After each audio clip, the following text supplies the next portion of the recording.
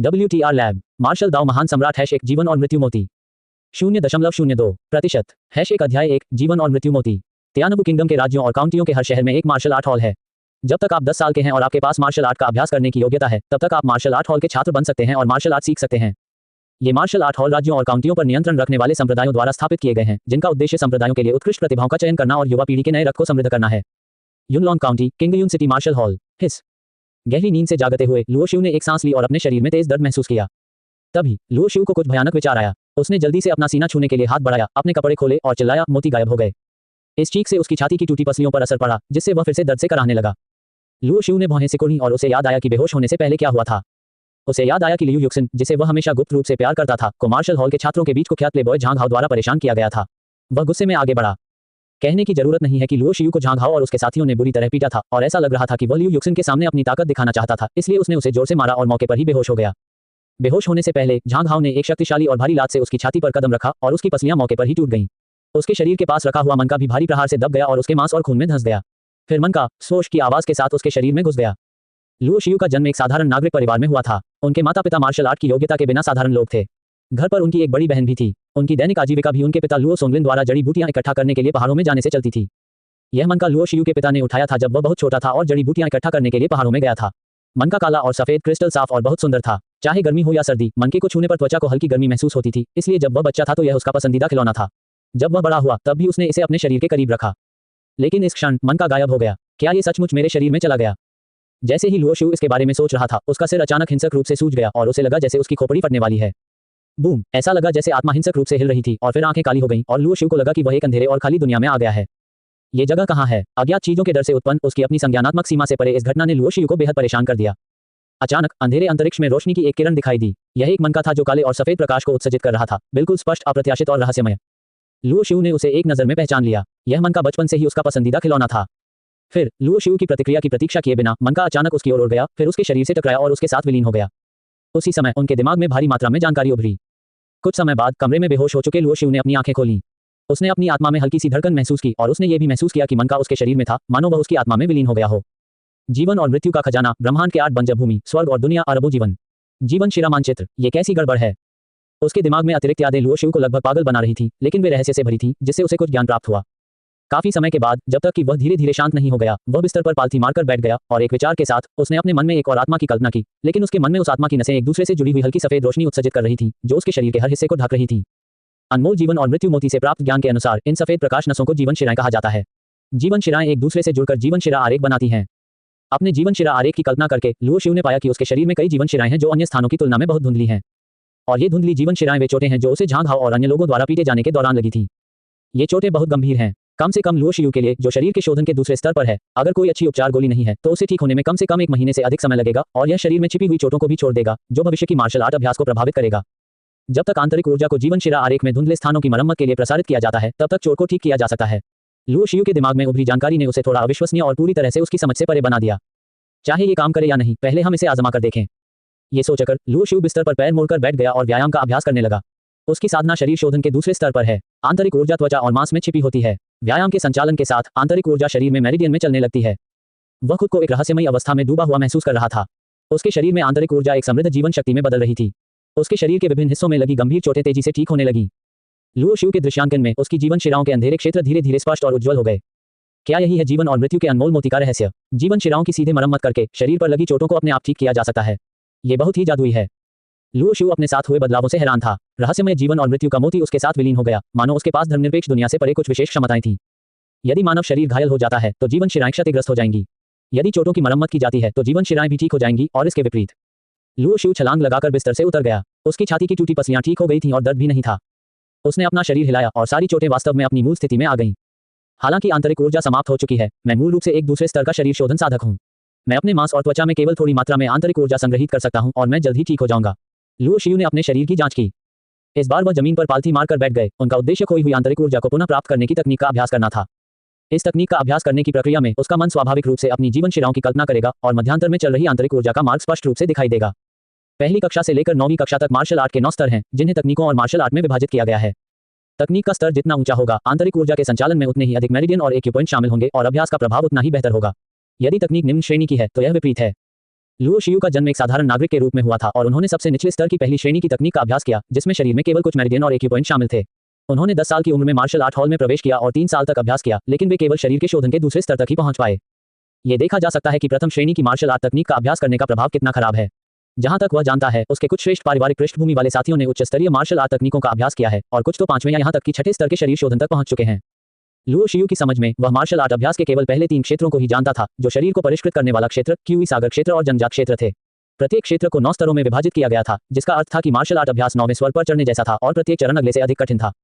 शरीर को परिष्कृत करने वाला क्षेत्र मार्शल कलाकारों के लिए था और केवल वे लोग जो क्यूई सागर क्षेत्र तक पहुंच गए थे, वे सच्चे मार्शल कलाकार थे, जबकि जन्मजात क्षेत्र को मार्शल आर्ट मास्टर कहा जाता था।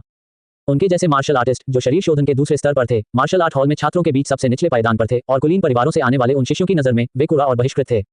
अचानक लुओ शियू का ध्यान उसके मन में कल्पना की गई जीवन शिरा आरेख की ओर आकर्षित हुआ। एक विचार एक सहज प्रवृत्ति की तरह था, जिसने उसे महसूस कराया कि शायद आंतरिक ऊर्जा के मार्ग को बेहतर और अनुकूलित किया जा सकता है। शरीर शोधन का दूसरा स्तर बहुत कम था, इसलिए लुओ शियू ने खोई हुई आंतरिक ऊर्जा को जल्दी से पुनः प्राप्त कर लिया, लेकिन उसके दिल में जो विचार पनप रहे थे, उन्हें दूर नहीं किया जा सका। उसका सारा ध्यान उसके मन में बने जीवन शिरा आरेख पर आकृष्ट हो गया। एक विचार के साथ ही तकनीक की आंतरिक ऊर्जा ने उसके विचार के अनुसार अपना मार्ग बदल दिया। अनजाने में प्रथम श्रेणी की आंतरिक ऊर्जा, जिसमें मूलतः केवल कुछ ही मध्यांतर रेखाएं और एक्यूपॉइंट शामिल थे, प्रथम श्रेणी की तकनीक के दायरे से कहीं अधिक मध्यांतर रेखाओं से होकर गुजरती थी। पफ! अचानक उसके दिमाग में जीवन शिरा आरेख ढह गया और लुओ शियू उस रहस्यमय स्थिति से जाग गया। अभी रास्ता गलत था, इसलिए जीवन शिरा आरेख ध्वस्त हो गया। लुओ शियू ने खुद से कहा, मेरिडियन और एक्यूपॉइंट मार्शल आर्ट अभ्यास के लिए महत्वपूर्ण है, खासकर जब आंतरिक ऊर्जा का अभ्यास किया जाता है। यदि थोड़ी सी भी गलती होती है तो मेरिडियन कम से कम क्षतिग्रस्त हो जाएंगे और सबसे खराब स्थिति में मेरिडियन टूट जाएंगे, विकलांग व्यक्ति बन जाएंगे या यहां तक कि पागल हो जाएंगे और सीधे मर जाएंगे। दुनिया में जो मार्शल आर्ट तकनीकें चली आ रही हैं, वे सही साबित हुई हैं और उनमें कोई समस्या नहीं है। कोई भी जल्दबाजी में तकनीक के मार्ग को बदलने की हिम्मत नहीं करता, अन्यथा बड़ी गलती करना आसान है और बहुत देर से पछताना पड़ता है। लुओ शियू भी यह बात बहुत अच्छी तरह से जानता था, इसलिए उसने खुद कोशिश नहीं की, बल्कि अपने मन में जीवन शिरा आरेख की कल्पना की। जीवन शिरा की अंतर्दृष्टि की मदद से वह मानव शरीर के हर मध्याह्न और एक्यूपॉइंट को जानता था और अभ्यास के भाग्य मार्ग को बेहतर बनाने की कोशिश करता था। यद्यपि जीवन शिरा आरेख अंत में एक गलती के कारण ध्वस्त हो गया, लेकिन मूल प्रथम श्रेणी की आंतरिक ऊर्जा में उनके द्वारा सुधार किया गया था, जो उनके द्वारा अभ्यास किए जा रहे प्रथम श्रेणी की आंतरिक ऊर्जा में दर्ज मार्ग की तुलना में अधिक जटिल हो गया था और अभ्यास का प्रभाव बहुत बेहतर होना चाहिए। थोड़ा भौहें सिकोड़ते हुए लुओ शियू ने अपनी ठोड़ी को छुआ और खुद से कहा, पहली श्रेणी की आंतरिक ऊर्जा स्वयं खराब है, इसलिए भले ही इसमें सुधार हो, लेकिन इसकी एक सीमा है। मुझे आश्चर्य है कि अब इस अभ्यास का अभ्यास करना मेरे लिए कितना प्रभावी है। इस समय लुओ शियू को जीवन और मृत्यु की माला से प्राप्त ज्ञान के बारे में आश्वस्त हो गया और उसने तुरंत सुधारित अभ्यास का अभ्यास करना शुरू कर दिया।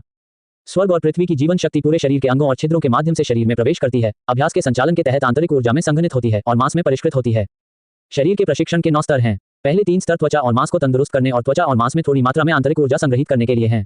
चौथे से छठे स्तर पर टेंडन और हड्डियों को तंदुरुस्त करना है, 7वें स्तर पर आंतरिक अंगों को तंदुरुस्त करना है, 8वें स्तर पर रक्त को परिष्कृत करना है और 9वें स्तर पर अस्थि मज्जा को परिष्कृत करना है। लंबे समय के बाद लुओ शियू ने अपनी आंखें खोली और तरोताजा महसूस किया। जब उसने अपनी मुट्ठियां भींची तो वह अपनी त्वचा और मांस में आंतरिक ऊर्जा महसूस कर सकता था, जो पहले की तुलना में थोड़ी अधिक मजबूत थी। लेकिन अतीत में समान प्रशिक्षण समय के साथ ऐसे स्पष्ट प्रभाव नहीं होते थे। तकनीक में सुधार सफल रहा। लुओ शियू आश्चर्यचकित और प्रसन्न था। इतना ही नहीं, लुओ शियू ने यह भी पाया कि अब उसने जो आंतरिक ऊर्जा विकसित की है, उसमें शानदार जीवन शक्ति है, लेकिन साथ ही इसमें मृत्यु और विनाश की सांस भी छिपी हुई है। जीवन और मृत्यु मोती का खजाना जो उसके साथ एकीकृत था, उसने लुओ शियू को प्रेरणा दी और वह जानता था कि उसके जीवन का भाग्य बदलना शुरू हो गया है। कच्चा URL हमारे बारे में हमसे संपर्क करें। DMCA की नीति गोपनीयता नीति उपयोग की शर्तें। कॉपीराइट सर्वाधिकार कॉपीराइट 2022 WTR योजक चिन्ह lab.com v1.5.8 मार्शल दाओ महान सम्राट WTR लैब। मार्शल दाओ महान सम्राट #1 जीवन और मृत्यु मोती 0.02% #2 अध्याय 2 गर्व महसूस करना। अगली सुबह सारी रात अभ्यास करने के बाद लुओ शियू ने धीरे से अपनी आंखें खोली। वह बिल्कुल थका हुआ नहीं था, बल्कि ऊर्जा से भरा हुआ था। शायद इसलिए कि पिछले 3 सालों में अभ्यास की गति बहुत धीमी थी। उसका शरीर बहुत भूखा और प्यासा था और उसने लगभग लालच से स्वर्ग और पृथ्वी की जीवन शक्ति को निगल लिया और अवशोषित कर लिया। एक रात के अभ्यास का प्रभाव बहुत स्पष्ट था और उसे शरीर के प्रशिक्षण के तीसरे स्तर तक पहुंचने में अधिक समय नहीं लगा। इसके अलावा जीवन और मृत्यु की मालाओं को गलती से मिलाने के बाद लुओ शियू ने पाया कि उसका शरीर भी जीवन और मृत्यु की ध्रुवीयता से प्रभावित था। अभ्यास की प्रक्रिया में उसका पुनर्जन्म होगा। दरवाजा खोलकर बाहर निकलते हुए लुओ शियू मार्शल आर्ट हॉल के मार्शल आर्ट मैदान में चला गया।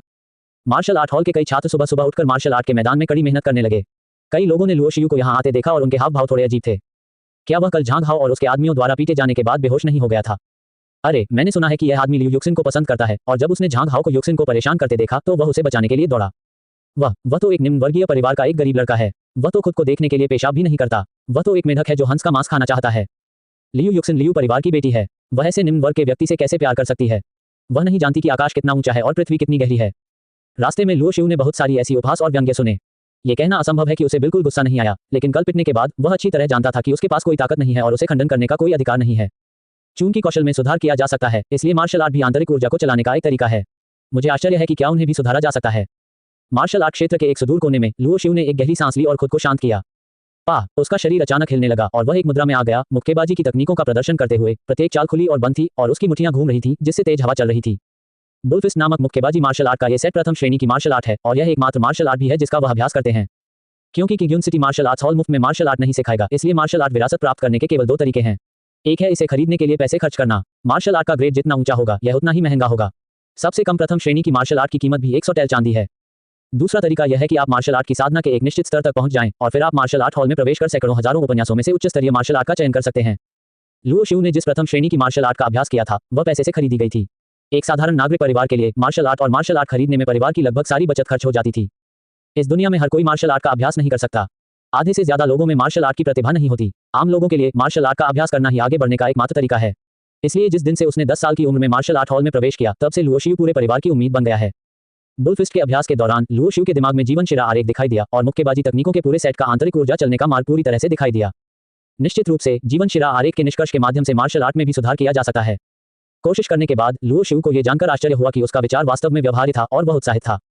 अरे, उसने एक कदम आगे बढ़ाया। मुट्ठी की हवा सीटी बजा रही थी और उसकी दोनों मुट्ठियां बैल के सींगों की तरह थीं, जो उसके सामने खड़े लकड़ी के आदमी पर भयंकर रूप से टूट रही थी। टकराना, एक धमाके के साथ लकड़हारे की छाती उसकी मुट्ठी से फट गई और लकड़ी के टुकड़े हर जगह उड़ गए। मार्शल आर्ट हॉल के मार्शल आर्ट मैदान पर लकड़ी के आदमी के ढेर काले लोहे की लकड़ी से बने होते हैं। शारीरिक प्रशिक्षण के तीसरे स्तर की ताकत के बिना इन लकड़ी के आदमी के ढेर को नुकसान पहुंचाना बिल्कुल असंभव है। हालांकि इस समय लुओ शिउ का साधना स्तर अभी भी शारीरिक प्रशिक्षण का दूसरा स्तर है। यद्यपि शारीरिक प्रशिक्षण का तीसरा स्तर लकड़ी के ढेर को नष्ट कर सकता है, लेकिन ये कभी भी इस प्रभाव को प्राप्त नहीं कर सकता। कम से कम शारीरिक प्रशिक्षण का चौथा स्तर ऐसा कर सकता है। अपने द्वारा बनाए गए प्रभाव से संतुष्ट होकर लुओ शिउ की आंखें चमक उठी।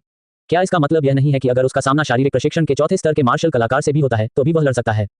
कौशल और मार्शल आर्ट के सुधार के बाद मेरी ताकत बहुत बढ़ गई है। लुओ शिउ अपने भविष्य के मार्शल आर्ट प्रशिक्षण में अधिक से अधिक आश्वस्त है। यहां से चले जाओ, क्या तुम सब अंधे हो? क्या तुम यंग मास्टर झांग को आते हुए नहीं देख रहे हो? मार्शल आर्ट के मैदान से एक घमंडी आवाज आई। लुओ शिउ ने ऊपर देखा और कई डंडियों को इधर उधर घूमते देखा। कई लोगों ने अपना गुस्सा दबा लिया और रास्ते में विरोध करने की हिम्मत नहीं की। इन डंडियों के बीच ब्रोकेड के कपड़े पहने एक युवक था जो बीच में घिरा हुआ था। इस आदमी को देखकर लुओ शिउ अचानक अपनी मुट्ठी बंद करने से खुद को रोक नहीं सका। अरे, क्या ये वही नीच व्यक्ति नहीं है जिसका उपनाम लुओ है? तुम्हारी यहाँ आने की हिम्मत कैसे हुई? अचानक एक जोरदार और अहंकारी हंसी आई, जिसके शब्दों में व्यंग्य और तिरस्कार था। ये वाक्य जरीदार कपड़े पहने युवक के मुंह से निकला। उसी समय मार्शल आर्ट हॉल के कुछ छात्र जो कुछ ही दूरी पर मार्शल आर्ट का अभ्यास कर रहे थे, उनकी नजर भी इधर ही पड़ी। ब्रोकेड के कपड़े पहने इस युवक का नाम झांग हाओ था। वह एक अमीर परिवार में पैदा हुआ था और उसे मार्शल आर्ट हॉल के छात्रों में से एक गुंडा कहा जा सकता था। कल क्योंकि लुओ शिउ ने उसे लियू युक्सिन के साथ उलझते हुए देखा, वह उसके साथ बहस करने के लिए दौड़ा और फिर झांग हाओ और उसके आदमियों द्वारा बुरी तरह पीटा गया। विशेष रूप से दूसरे पक्ष ने उसकी पसलियों पर कदम रखा और उन्हें तोड़ दिया। लुओ शिउ को अभी भी यह स्पष्ट रूप से याद है। उस समय झांग हाओ ने धमकी दी कि वह भविष्य में जब भी लुओ शिउ को देखेगा उसे हरा देगा, इसलिए जब उसने मार्शल आर्ट के मैदान में लुओ शिउ को देखा तो वह सीधे उसके पास भागा। अज्ञानी नीच लड़के, क्या तुम्हें लगता है कि लियू युक्सिन तुम्हारा है? अगर तुम्हें पीटे जाने का डर है तो घुटने टेक कर दया की भीख मांगो, शायद मैं तुम्हें एक बार छोड़ दूं। झांग हाओ ने श्रेष्ठ दिखते हुए लुओ शिउ की नाक की ओर इशारा किया। लुओ शिउ बिना कुछ बोले अपने सामने खड़े झांग हाओ को देखता रहा। जहां तक उसे पता था, झांग हाओ की साधना शारीरिक प्रशिक्षण के चौथे स्तर पर एक मार्शल कलाकार की तरह थी। उसने कुछ नहीं कहा क्योंकि वह दूसरे पक्ष से डरता था, बल्कि इसलिए कि वह इस बात पर विचार कर रहा था कि क्या वह इस आदमी को हरा सकता है। अगर वह कर सका तो मैं तुम्हें इतनी बुरी तरह पीटूंगा कि तुम्हारी मां भी तुम्हें पहचान नहीं पाएगी। लुओ शिउ ने अपनी मुट्ठियां भींच लीं। अरे बच्चे, क्या तुम मूर्ख हो? युवा मास्टर झांग तुमसे बात कर रहे हैं, क्या तुमने सुना नहीं? झांग हाओ के पीछे एक अनुयायी आगे बढ़ा और लुओ शिउ के बाएं चेहरे पर सीधे थप्पड़ मारा।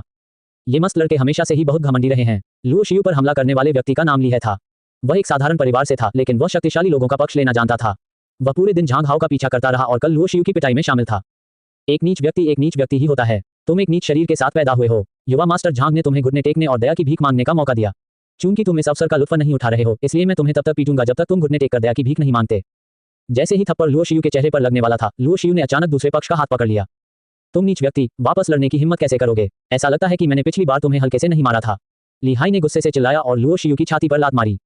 लुओ शिउ ने लात से बचने के लिए अपने शरीर को हिलाया, दूसरे पक्ष के हाथ को पकड़ा और उसे जोर से मरोड़ा, जिससे ली हाई की बांह लगभग उसी जगह पर गांठ की तरह मुड़ गई। ली हाई एक वध किए जा रहे सुअर की तरह चिल्लाया और दर्द से उसकी आंसू बहने लगे। तुम जिसे भी देखते हो उसे काट लेते हो और अपने मुंह पर गंदगी थूक देते हो। तुम्हें दौड़ता हुआ कुत्ता कहना कुत्तों का अपमान है। लुओ शिउ ने ठंडी सांस ली और फिर ली हाई को लात मारकर दूर कर दिया। ली हाई अपने उखड़ी हुई बांह को पकड़ते हुए चिल्लाया और दर्द के कारण उसके माथे पर ठंडा पसीना आ गया। ये दृश्य देखकर पास में खड़े मार्शल आर्ट के छात्र सभी चौंक गए, लेकिन फिर उन्होंने दया से लुओ शिउ को देखा, क्योंकि वे झांग हाओ और उसके प्लेबॉय समूह को बहुत अच्छी तरह से जानते थे। जब वे आपको धमकाते हैं तो जितना अधिक आप विरोध करेंगे, वे उतनी ही जोर से आपको मारेंगे। छोटे जानवर, लगता है तुम बड़े हो गए हो। तुमने वाकई मेरे लोगों को मारने की हिम्मत की। झांग हाओ का चेहरा काला पड़ गया। मुझे लगा था कि पिछली बार जब मैंने तुम्हें पीटा था तब तुम सबक सीख जाओगे। लगता है कि मैं बहुत नर्म था। इस बार तुम्हें 10 दिन या आधे महीने तक बिस्तर पर पड़े रहने के लिए तैयार रहना चाहिए। जो व्यक्ति बिस्तर पर लेटा है वह मैं नहीं हो सकता। लुओ शिउ ने ठंडी सांस ली और हल्के से कहा। भीड़ दंग रह गई। लुओ शिउ को मूर्खतापूर्ण नजरों से देख रही थी और वे वास्तव में समझ नहीं पा रहे थे कि इस आदमी को ऐसी बात कहने का आत्मविश्वास कहां से मिला। झांग हाओ ने भी 10 साल की उम्र में मार्शल आर्ट हॉल में प्रवेश किया और 3 साल तक मार्शल आर्ट का अभ्यास किया, लेकिन झांग हाओ का परिवार अमीर था और वह पहले से ही शरीर को निखारने के चौथे स्तर पर था, मांसपेशियों और हड्डियों को तड़का लगाने के क्षेत्र में प्रवेश कर रहा था। इसके अलावा उसने मार्शल आर्ट हॉल से खरीदे गए दूसरे दर्जे के कौशल और तीसरे दर्जे की मार्शल आर्ट का अभ्यास किया, जिसकी कीमत 10,000 टैल चांदी थी। युवा मास्टर झांग, शांत हो जाओ। ऐसे बेशर्म दरिंदे के साथ अपने हाथ क्यों गंदे कर रहे हो? मुझे उससे निपटने के लिए कुछ करना चाहिए और उसे जमीन पर घुटनों के बल पर आपके जूते चाटने पर मजबूर करना चाहिए। झांग हाओ के बगल में एक नुकीले चेहरे और बंदर जैसे गालों वाला आदमी उसकी चापलूसी कर रहा था। झांग हाओ मुस्कुराया और सिर हिलाया। ठीक है, उस मामले में ये बहिष्कृत व्यक्ति आपको सौंप दिया जाएगा। वान पिंग, ली है की तरह अपना चेहरा मत खोना। चिंता मत करो युवा मास्टर झांग, मैं शरीर को निखारने के तीसरे स्तर पर एक मार्शल कलाकार हूँ। मैंने 2 दिन पहले ही दूसरे दर्जे की मार्शल आर्ट का अभ्यास किया है। एक पराया को हराना आसान है, वान पिंग ने आत्मविश्वास से कहा। ये लोग उसे अछूत कहते रहे, जिससे मार्शल आर्ट के क्षेत्र में जन्मे कई मार्शल आर्ट छात्रों को गुस्सा आया, लेकिन वे अपने गुस्से को दबाकर कुछ भी बोलने की हिम्मत नहीं जुटा पाए। लड़के, मैं एक ही चाल में तुम्हें हल कर सकता हूँ। घुटने टेक दो। वान पिंग ने एक कदम आगे बढ़ाया और उसकी हथेली ने एक तेज हथेली की हवा लाई, एक हिंसक हवा की तरह, और सीधे लुओ शिउ के सिर पर थप्पड़ मारा। वह बहुत घमंडी था और वह लुओ शिउ को घुटनों के बल गिराकर एक हथेली से दया की भीख मांगना चाहता था। द्वितीय श्रेणी की मार्शल आर्ट विंड पाम। भीड़ ने वान पिंग द्वारा प्रदर्शित मार्शल आर्ट की उत्पत्ति को पहचानते हुए आश्चर्य व्यक्त किया। द्वितीय श्रेणी की मार्शल आर्ट की कीमत हजारों टैल चांदी होती है और आंतरिक कौशल और भी महंगे होते हैं और इसे खरीदने के लिए लगभग 10,000 टैल चांदी की आवश्यकता होती है। हे भगवान, हजारों टन चांदी! मैंने अपने जीवन में इतना पैसा कभी नहीं देखा। आसपास के कई मार्शल आर्ट के छात्र आश्चर्यचकित और ईर्ष्यालु थे। दूसरे दर्जे की मार्शल आर्ट का अभ्यास करने वाले और तीसरे स्तर के शारीरिक प्रशिक्षण का अभ्यास करने वाले आम लोगों में पैदा हुए उनके साथियों में से कोई भी इस वान पिंग को नहीं हरा सकता था। अतीत में लुओ शिउ निश्चित रूप से वान पिंग का प्रतिद्वंद्वी नहीं होगा। इस समय उसकी आंखों में वान पिंग की जीवन नसें स्पष्ट रूप से दिखाई दे रही थी, साथ ही उसकी आंतरिक ऊर्जा का मार्ग भी स्पष्ट रूप से दिखाई दे रहा था। वह सब कुछ जानता था। जीवन के सार के रहस्य की इस अंतर्दृष्टि में लुओ शिउ को लगा कि उसका दिल एक शांत अवस्था में डूबा हुआ है, मानो आकाश और पृथ्वी उसकी भावनाओं में कोई हलचल पैदा नहीं कर सकते। टकराना। पलक झपकते ही लुओ शिउ ने एक चाल चली। उसने हवा में मुक्का मारा, हवा सीटी बजा रही थी और उसकी मुट्ठी बैल के सींग की तरह थी, जो वान पिंग की छाती पर जोरदार प्रहार कर रही थी। हे, मैं शारीरिक प्रशिक्षण के तीसरे स्तर पर हूँ। मुझसे सीधे लड़ना मुसीबत को आमंत्रित करना है, क्योंकि मैं तुमसे तेज हूँ। वान पिंग ने व्यंग्य किया और उसकी आंतरिक ऊर्जा उसकी हथेलियों में प्रवाहित हुई, जिससे वह लुओ शिउ को अपने सामने घुटने टेकने के लिए मजबूर करने की कोशिश कर रहा था, इससे पहले कि उसका हमला उस पर हो। द्वितीय श्रेणी की मार्शल आर्ट कौशल विंड पाम मूल रूप से अपनी गति के लिए जाना जाता था और यह एक पल में लुओ शिउ के सिर तक पहुंच गया। लेकिन अगले ही पल उसने पाया कि उसकी हथेली लुओ शिउ के सिर से थोड़ी ही दूर थी, लेकिन वह उसे थोड़ा भी दूर नहीं कर सका। टकराना। एक धीमी आवाज के साथ उसकी छाती पर जोरदार चोट लगी। वह चीखा और बाहर उड़ गया। ये कैसे संभव है? पास ही खड़े दर्शक शोर मचाने लगे, क्योंकि लुओ शिउ की आक्रमण गति बहुत तेज थी, जो कि द्वितीय स्तर के शारीरिक प्रशिक्षण वाले मार्शल कलाकार के लिए संभव नहीं था।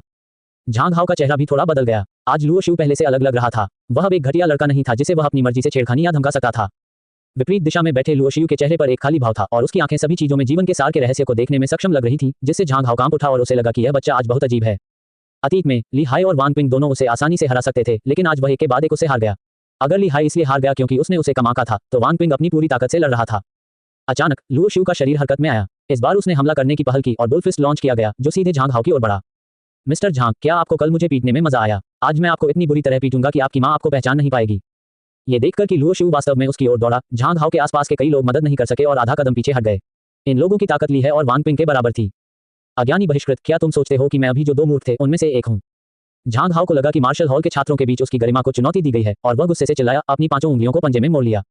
वह जिस मार्शल आर्ट का इस्तेमाल करता था उसे आयरन ईगल क्लॉ कहा जाता था, जो तीसरी श्रेणी की मार्शल आर्ट थी। पंजे भयंकर और तीखे थे, जो वान पिंग के विंड पाम से कहीं ज्यादा शक्तिशाली थे। टकराना। लुओ शिउ की मुट्ठी आयरन ईगल क्लॉ से टकरा गई। सभी की राय में प्रथम श्रेणी की मार्शल आर्ट बुलफिस्ट बनाम तीसरी श्रेणी की martial art iron eagle claw, Luo Xiu का हाथ अवश्य ही टूटना चाहिए। टूटी हड्डियों की चरचराहट की आवाज से आसपास के लोगों को इसकी पुष्टि हुई। हालांकि हर किसी को यह उम्मीद नहीं थी कि मैदान में चिल्लाने वाला व्यक्ति लुओ शिउ नहीं बल्कि झांग हाओ था। झांग हाओ को चिल्लाते और पीछे हटे हुए देखा गया। उनके दाहिने हाथ की सभी 5 अंगुलियों की हड्डियां टूटी हुई थी तथा उनके चेहरे पर अविश्वास का भाव था। हर कोई स्तब्ध था और समझ नहीं पा रहा था कि क्या हो रहा है। कच्चा URL। हमारे बारे में हमसे संपर्क करें। DMCA की नीति गोपनीयता नीति उपयोग की शर्तें। कॉपीराइट सर्वाधिकार कॉपीराइट 2022 WTR योजक चिन्ह lab.com v1.5.8। मार्शल दाओ महान सम्राट WTR लैब।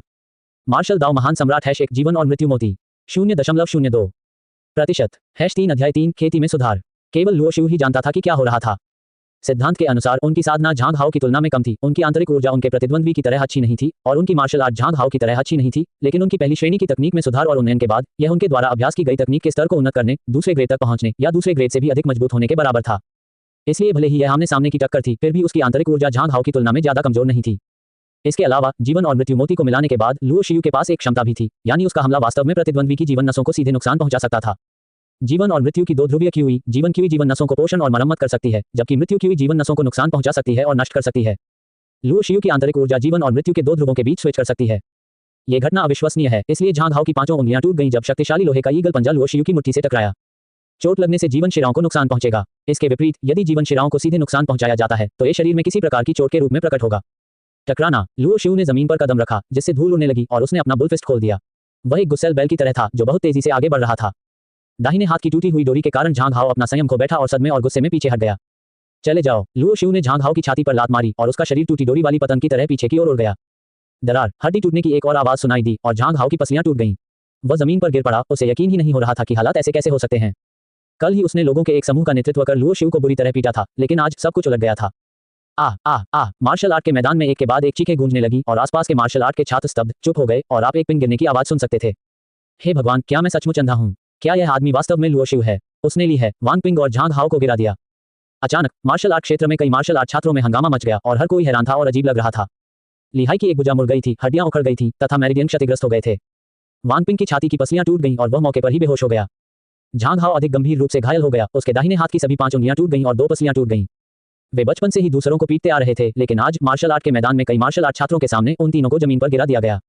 वे इस बात को स्वीकार नहीं कर सके कि जिस व्यक्ति ने उन्हें गिरा दिया था और कई मार्शल आर्ट छात्रों के सामने अपना चेहरा खो दिया था तथा अपमानित महसूस किया था, वह वास्तव में एक बहिष्कृत व्यक्ति था, जिसे कल उनके द्वारा पीटा गया था।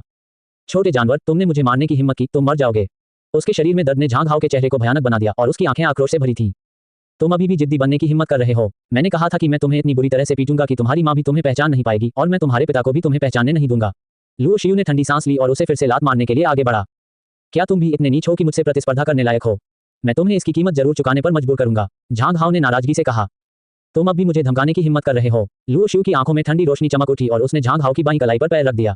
एक और क्लिक के साथ कलाई की हड्डी टूट गई। इस बार मूल चोट के साथ साथ झांग हाओ की आंखें काली हो गईं और वह वहीं बेहोश हो गया। ये झांग हाओ अपनी श्रेष्ठ पारिवारिक पृष्ठभूमि के कारण अहंकारी होने का आदी है। आज मुझसे पिटने के बाद वह मुझसे अवश्य बदला लेगा। अपना गुस्सा जाहिर करना ताजगी देने वाला है, लेकिन लुओ शियू स्वाभाविक रूप से ऐसा करने के परिणामों के बारे में सोचेगा। हालांकि लुओ शियू को डरने की कोई बात नहीं है। जब तक उसकी साधना शक्ति में तेजी से सुधार होता है, तब तक उसे निश्चित रूप से मार्शल पैलेस द्वारा महत्व दिया जाएगा और उसकी खेती की जाएगी। उस समय झांग परिवार भी मार्शल पैलेस के खिलाफ जाने की हिम्मत नहीं करेगा, क्योंकि युनलॉन काउंटी में हर कोई जानता है कि प्रमुख शहरों में मार्शल महलों के पीछे ज़ियाओयाओ गेट है। 3 महलों, 6 संप्रदायों और 13 संप्रदायों में से ज़ियाओयाओ संप्रदाय 13 संप्रदायों में से एक है। युनलॉन काउंटी की भूमि में ये निश्चित रूप से निर्विवाद प्रमुख शक्ति है। झांग हाओ को बुरी तरह पीटने के बाद मार्शल आर्ट क्षेत्र के कई मार्शल आर्ट छात्रों ने लुओ शियू को ऐसे देखा जैसे वे किसी राक्षस को देख रहे हों। ये कैसे संभव है? झांग हाओ शरीर प्रशिक्षण के चौथे स्तर पर है, टेंडन और हड्डियों को मजबूत कर रहा है, जबकि लुओ शियू केवल शरीर प्रशिक्षण के दूसरे स्तर पर है। ऐसा लगता है कि लुओ शियू ने झांग हाओ को 2 चालों से हरा दिया।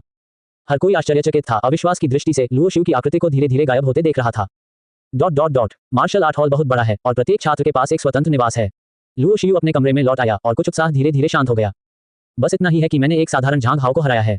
मैं इस पर गर्व नहीं कर सकता। ऐसा लगता है कि झांग हाओ का एक भाई है जो मार्शल हॉल की इंटरमीडिएट कक्षा का छात्र है।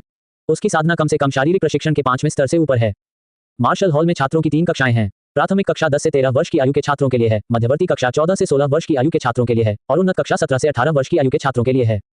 प्राथमिक कक्षा के अधिकांश छात्र शारीरिक प्रशिक्षण के पहले से चौथे स्तर पर हैं, जबकि इंटरमीडिएट कक्षा के छात्र कम से कम 5वें स्तर पर शारीरिक प्रशिक्षण के स्तर पर हैं। यदि वे आयु सीमा के भीतर शारीरिक प्रशिक्षण के 5वें स्तर तक पहुंचने में विफल रहते हैं, तो उन्हें रोका नहीं जाएगा, बल्कि मार्शल हॉल से सीधे बाहर निकाल दिया जाएगा। जहां तक उन्नत वर्ग के छात्रों की बात है, तो उन्हें शारीरिक शोधन के 8वें स्तर तक ही सीमित रखा गया है। यदि वे आवश्यकताओं को पूरा करने में विफल रहते हैं, तो उन्हें मार्शल आर्ट हॉल से भी निकाल दिया जाएगा। लुओ शियू इस साल 13 साल का है। अगर वह अपनी पिछली गति से अभ्यास करना जारी रखता है, तो वह निश्चित रूप से 14 साल की उम्र से पहले शरीर को निखारने के 5वें स्तर तक नहीं पहुंच पाएगा।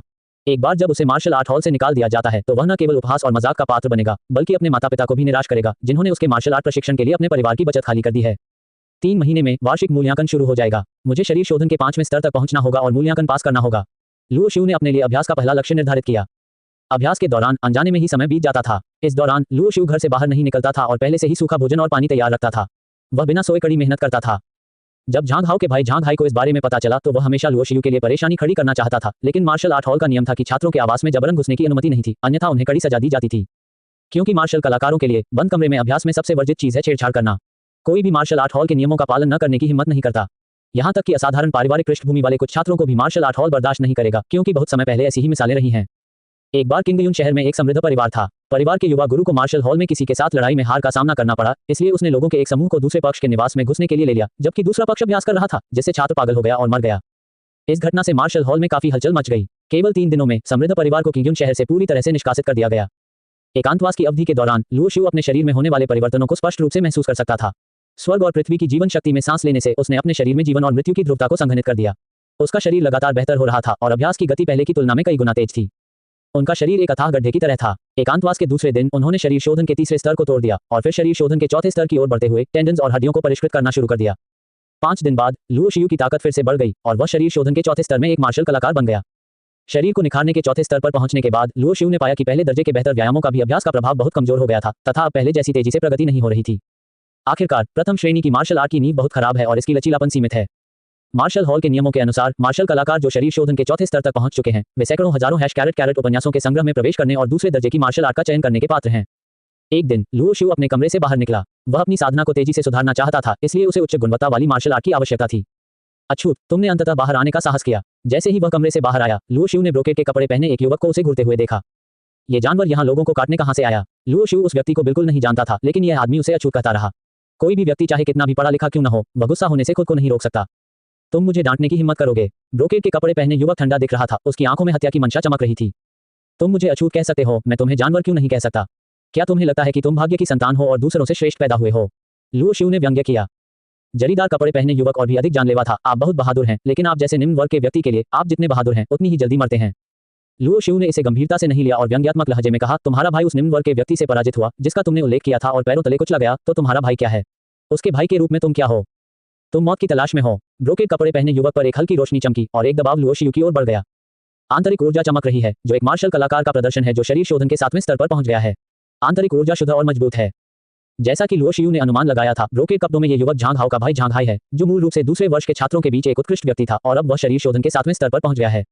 लुओ शिउ की आंखें सख्त थीं। शरीर को निखारने के 7वें स्तर का मार्शल कलाकार अभी भी उसके लिए थोड़ा मुश्किल था, लेकिन अगर वे वास्तव में लड़ते तो वह उन साधनों से नहीं डरता जो सीधे जीवन नसों को नुकसान पहुंचा सकते थे। यहाँ भी आंदोलन ने बड़ी संख्या में लोगों को आकर्षित किया, जो पास ही में एकत्र हुए और उन्होंने नारे लगाए। वह व्यक्ति झांग हाओ का भाई झांग हाई लगता है। उसने अभी अभी आंतरिक ऊर्जा का प्रकाश उत्सर्जित किया है, जिसका अर्थ है कि वह पहले से ही शरीर शोधन के 7वें स्तर का एक मार्शल कलाकार है। मैंने सुना है कि शरीर को निखारने के 7वें स्तर के मार्शल कलाकार तिब्बती बाई वान कैरेट उपन्यासों में तीसरे दर्जे की मार्शल आर्ट का चयन करने के लिए पात्र हैं। मुझे बहुत ईर्ष्या हो रही है। कुछ दिन पहले लुओ शिउ ने झांग हाओ को घायल कर दिया था। झांग हाई ने व्यक्तिगत रूप से कार्रवाई की। लुओ शिउ बड़ी मुसीबत में है। भीड़ की चर्चा झांग हाई की ताकत पर अचंभित होने के अलावा और कुछ नहीं थी। जहां तक लुओ शिउ का सवाल है, हालांकि उसने कुछ दिन पहले झांग हाओ और अन्य को हराया था, लेकिन वे प्रतिद्वंद्वी झांग हाई के समान स्तर के नहीं थे। चलो ये करते हैं। जब सभी ने झांग हाई से निकलती आंतरिक ऊर्जा की रोशनी देखी तो वे अच्छी तरह से जान गए कि यह शरीर शोधन के 7वें स्तर के एक मार्शल कलाकार का अवतार था, जिसने अपनी आंतरिक ऊर्जा को चरम सीमा तक प्रसारित कर दिया था। तुमने मेरे भाई के दोनों हाथ अपंग कर दिए और उसकी 2 पसलियां तोड़ दी। मैं तुम्हारे अंगों को अपंग कर दूंगा और तुम्हारी सारी पसलियां तोड़ दूंगा। झांग हाई ने व्यंग्य किया। मार्शल आर्ट हॉल का नियम है कि आप लोगों को नहीं मार सकते, लेकिन जब तक ये बच्चा अपंग है, एक बेकार व्यक्ति जो मार्शल आर्ट का अभ्यास नहीं कर सकता है, उसे निष्कासित कर दिया जाना तय है।